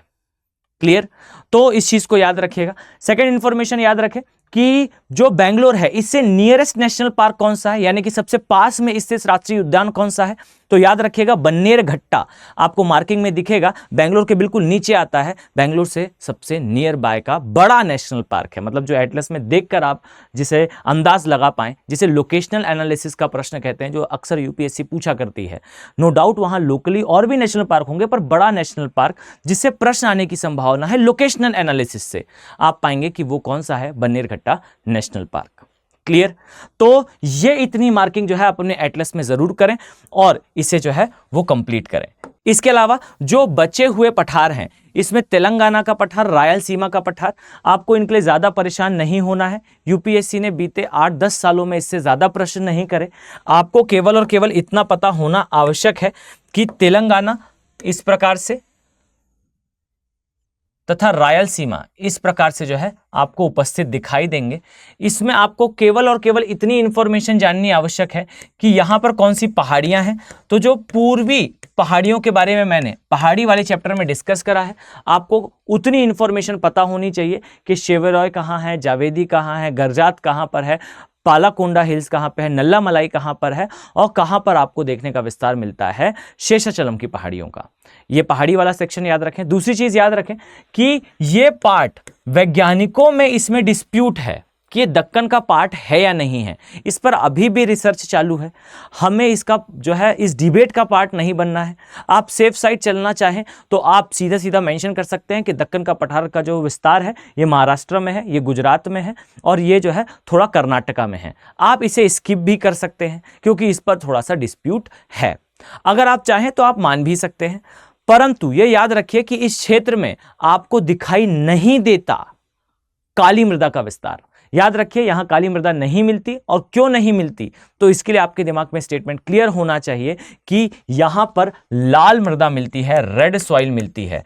और क्यों मिलती है तो मैं आपको सिंपल सा बता दूं। याद रखिए जब हम कभी, अगर आपका इच्छा हो, अगर आप चाहें, आप इंटरेस्टेड हो तो आप कमेंट सेक्शन में मेंशन करेंगे तो मैं जरूर मृदा वाला पार्ट आपके साथ स्टार्ट करूंगा। और याद रखिएगा एक सिंपल सा फॉर्मूला है कि पृथ्वी जब जो है आग का गोला थी, जब आग के गोले से ठंडी होना प्रारंभ हुई तो ऊपरी परत ठंडी होने पर जिस चट्टान का निर्माण हुआ वो बसाल्ट की चट्टानें थी, अर्थात इसके ऊपर जो मृदा थी वो काली थी। अब काली मृदा के ऊपर अगर ज्यादा वर्षा होगी तो वो लेटेराइट मृदा बन जाएगी, जो कि दिखाई देती है, अभी मैंने कुछ देर पहले डिस्कस करा, जो कि दिखाई देती है उष्णकटिबंधीय सदाबहार वनों में। इसी प्रकार से अगर मैं आपसे कहूं कि अगर किसी स्थान पर बिल्कुल वर्षा ना हो, सूखा पड़ा रहे, तो वहां पर निर्माण होता है लाल मृदा का। यानी कि काली मृदा या किसी भी मृदा पर कई वर्षों तक सूखी कंडीशन रहे तो वो अक्सर लाल मृदा में बदल जाती है। तो यहां आपको दिखाई देगा छायावृष्टि प्रदेश का निर्माण होता है। जस्ट अ सेकेंड, मैंने आपको पहले भी मॉनसून वाले पार्ट में क्लियर करा, आपने देखा होगा। जस्ट अ सेकेंड, आपने देखा होगा इस प्रकार से ये है हमारा प्रायद्वीपीय भारत और आपको बीच में यहां पर दिखाई देगा वृष्टि छाया प्रदेश और यहां पर ही आपको लाल मृदा का निर्माण होता हुआ दिखेगा। तो आप तेलंगाना रायलसीमा के लिए याद रख सकते हैं कि ये जो है वो छायावृष्टि प्रदेश में आता है। यहाँ पर मुख्यतः लाल मृदा का विस्तार है। और याद रखिएगा एक मार्किंग आप करें जरूर, यहाँ आपको गुंटूर दिखाई देगा जो तंबाकू के उत्पादन के लिए काफी प्रसिद्ध है। क्लियर। और भी कुछ छोटी मार्किंग्स है जिसे मैं पॉलिटिकल वाले पार्ट में डिस्कस करूंगा। अगर आप इसी प्रकार से इस सीरीज को शेयर करें, थोड़ा इसे प्रमोट करें तो डेफिनेटली इसकी रीच बढ़ेगी। तो मैं आगे इसमें और भी डायमेंशंस लेकर आऊंगा जो डेफिनेटली पिन पॉइंट आपके जो सिलेबस है उससे बिलोंग करते हैं, आपके प्री में आपके लिए बहुत अच्छा वर्क करेंगे। चलिए, तो अब यहां पर जो लास्ट डायमेंशन बचता है उसे हम देख लेते हैं। याद रखें कि बुंदेलखंड का और बघेलखंड का जो पठारीय क्षेत्र है, इसके लिए आपको दो बातों का ध्यान रखना होगा। क्लियर। जो बुंदेलखंड और बघेलखंड का पठार है, इनका नाम बेसिकली जो है वो भाषाई आधार पर रखा गया है। बुंदेलखंडी एक लैंग्वेज होती है, एक भाषा होती है। भाषाई आधार पर किसी एक प्लेट्यू का जो नाम रखा गया, किसी एक पठार का जो नाम रखा गया है, वो बुंदेलखंड तथा बघेलखंड का पठार है। यहाँ आपको बघेलखंड वाले क्षेत्र में जो विंध्य है, पर्वत है, इनका विस्तार भांडेर और कैमूर के रूप में दिखाई देगा। बुंदेलखंड बघेलखंड वाला क्षेत्र जो है वो यूपी के साथ और थोड़ा सा जो है वो छत्तीसगढ़ के साथ ओवरलैप करता है। मुख्यतः ये जो है 3 राज्यों में दिखाई देगा, एक मध्य प्रदेश में दिखेगा, एक छत्तीसगढ़ वाले भाग में दिखेगा और आपको जो है वो इसका विस्तार यूपी वाले क्षेत्र में दिखाई देगा। इस इंफॉर्मेशन को माइंड पर सेटल रखें। इसके ऊपर बहुत ज़्यादा प्रश्न यूपीएससी ने चूंकि नहीं करे हैं, इसलिए मेरा अभी इस पर कोई डिस्कशन करना ज़्यादा औचित्य नहीं रखेगा। हम जो है अपनी डायरेक्शन से थोड़ा भ्रमित होंगे, इसलिए जो है इनके लिए इतनी इंफॉर्मेशन जानकर आप रख सकते हैं। इसके अलावा ये भी याद रखिएगा कि आगे आने वाली क्लासेस में मैं इस क्षेत्र के बारे में कुछ और अदर विशेषताएं बताऊंगा जहां हम कल्चरल डायमेंशन को जब डिस्कस करेंगे। तो यहां पर बच्चों कंप्लीट होता है हमारा मैपिंग वाला पार्ट। किससे रिलेटेड, तो आप पाएंगे कि प्रायद्वीपीय भारत के प्रमुख पठारों से संबंधित। ये वीडियो की लेंथ थोड़ी ज़्यादा हो चुकी है, आई नो, पर अगर आप यहाँ तक आए हैं तो बच्चों एक मेरी आपसे अपील है, याद रखिएगा कि अगर आप सीरियसली यूपीएससी की तैयारी करना चाहते हैं तो आप पाएंगे कि आपको थोड़ी लंबे डिस्कशन की आवश्यकता होगी, लंबी क्लासेस की आवश्यकता होगी, एक्सपर्ट गाइडेंस की आवश्यकता होगी। और ये एक्सपर्ट गाइडेंस और ये प्रोफेशनल वे से, एक बेहतर तरीके से, एक सहज मैनर से अगर आप यूपीएससी की तैयारी करना चाहते हैं तो उन एस्पिरेंट से जो यहाँ तक अभी पढ़ते हुए आए हैं, तो इसका मतलब ये है कि आप ओरिजिनल यूपीएससी की तैयारी करने वाले क्राउड हैं। अगर आपने यहां तक इसे देखा है तो मेरी एक जेन्युइन एडवाइस है, आप जो है वो एक्सपर्ट गाइडेंस की तरफ बढ़ें। आपके पास एक बेहतर ऑप्शन है, आपको कहीं जाना नहीं है, आपको ऑफलाइन की तरफ परेशान नहीं होना है। आप जिस घर पे बैठे हैं, जिस स्थान पर बैठे हैं, आप उसी स्थान पर बैठकर अपनी यूपीएससी की तैयारी को अपग्रेड कर सकते हैं। हो सकता है आपके दिमाग में ये प्रश्न आए कि कोई चीज़ अगर मुझे फ्री में मिल रही है तो मैं क्यों उस चीज़ के लिए पे करूं, पर याद रखिए ये वैल्यू फॉर मनी होगा। जिस मोबाइल से आप इसे देख रहे हैं, जिस पीसी से आप इसे देख रहे हैं, उसी के कॉस्ट के जितना ही कॉस्ट एक बैच का आएगा, लेकिन वो 1 साल की प्रिपरेशन होगी। और मैं दावे के साथ कह सकता हूं कि अगर आप उन 10% या उन 5% लोगों में से एक हैं जो इस स्थान तक वीडियो को देख रहे हैं, उसके नोट्स बना रहे हैं, तो आप डिजर्व करते हैं कि आपको एक एक्सपर्ट गाइडेंस मिले और साथ में आपको अच्छा क्वालिटी कंटेंट मिले। तो आप किसी का भी कोड यूज करें, आपको जो भी यूज करना हो आप वो करें, परंतु मेरी एडवाइस है कि आप P2I बैचेस में आवश्यक रूप से एंट्री लें। ये गोल्डन अपॉर्चुनिटी होगी, आप पाएंगे कि आपकी तैयारी जो है वो अपग्रेड हो चुकी है। ये मेरी एडवाइस है, अगर आप चाहें तो हमारे साथ P2I बैचेस में जुड़ सकते हैं, क्लियर, और P2I बैचेस का पार्ट बन सकते हैं, क्लियर। तो चलिए अब हम नेक्स्ट वीडियो में मिलते हैं। आपके कोई सजेशन हो, जैसे कुछ बच्चों ने जो है वो national park, wild life sanctuary और जो आर्द्रभूमि क्षेत्र हैं, जो झीलें हैं, इनके ऊपर जो है वो मार्किंग के लिए डिमांड करी थी, पर याद रखिए कि मैं सुपरफिशियल मार्किंग नहीं कराऊंगा। हम जब मार्क करेंगे तो उसमें फिर डिटेल्ड मैनर में करेंगे। मान लेते हैं जैसे मैंने अभी एक रंगनाथिट्टू के बारे में बताया, तो हम रंगनाथिट्टू को मार्क करेंगे, वहाँ कौन कौन सी जीवों की प्रजाति मिलती है, जिससे यूपीएससी ने पहले प्रश्न करे हैं, आगे किस प्रकार से प्रश्न करेंगे, इस प्रकार का जो डायमेंशन है वो कवर होंगे उसमें। तो अगर आप चाहते हैं कि इस प्रकार से आप यूपीएससी की मार्किंग करें तो आप जरूर इसे कमेंट सेक्शन में मेंशन करें। हम मिलते हैं बच्चों नेक्स्ट वीडियो में। Have a very nice day. Thank you. Hindi में यूपीएससी की तैयारी से संबंधित प्रोग्राम्स को देखने के लिए सब्सक्राइब करें स्टडी IQ IAS हिंदी।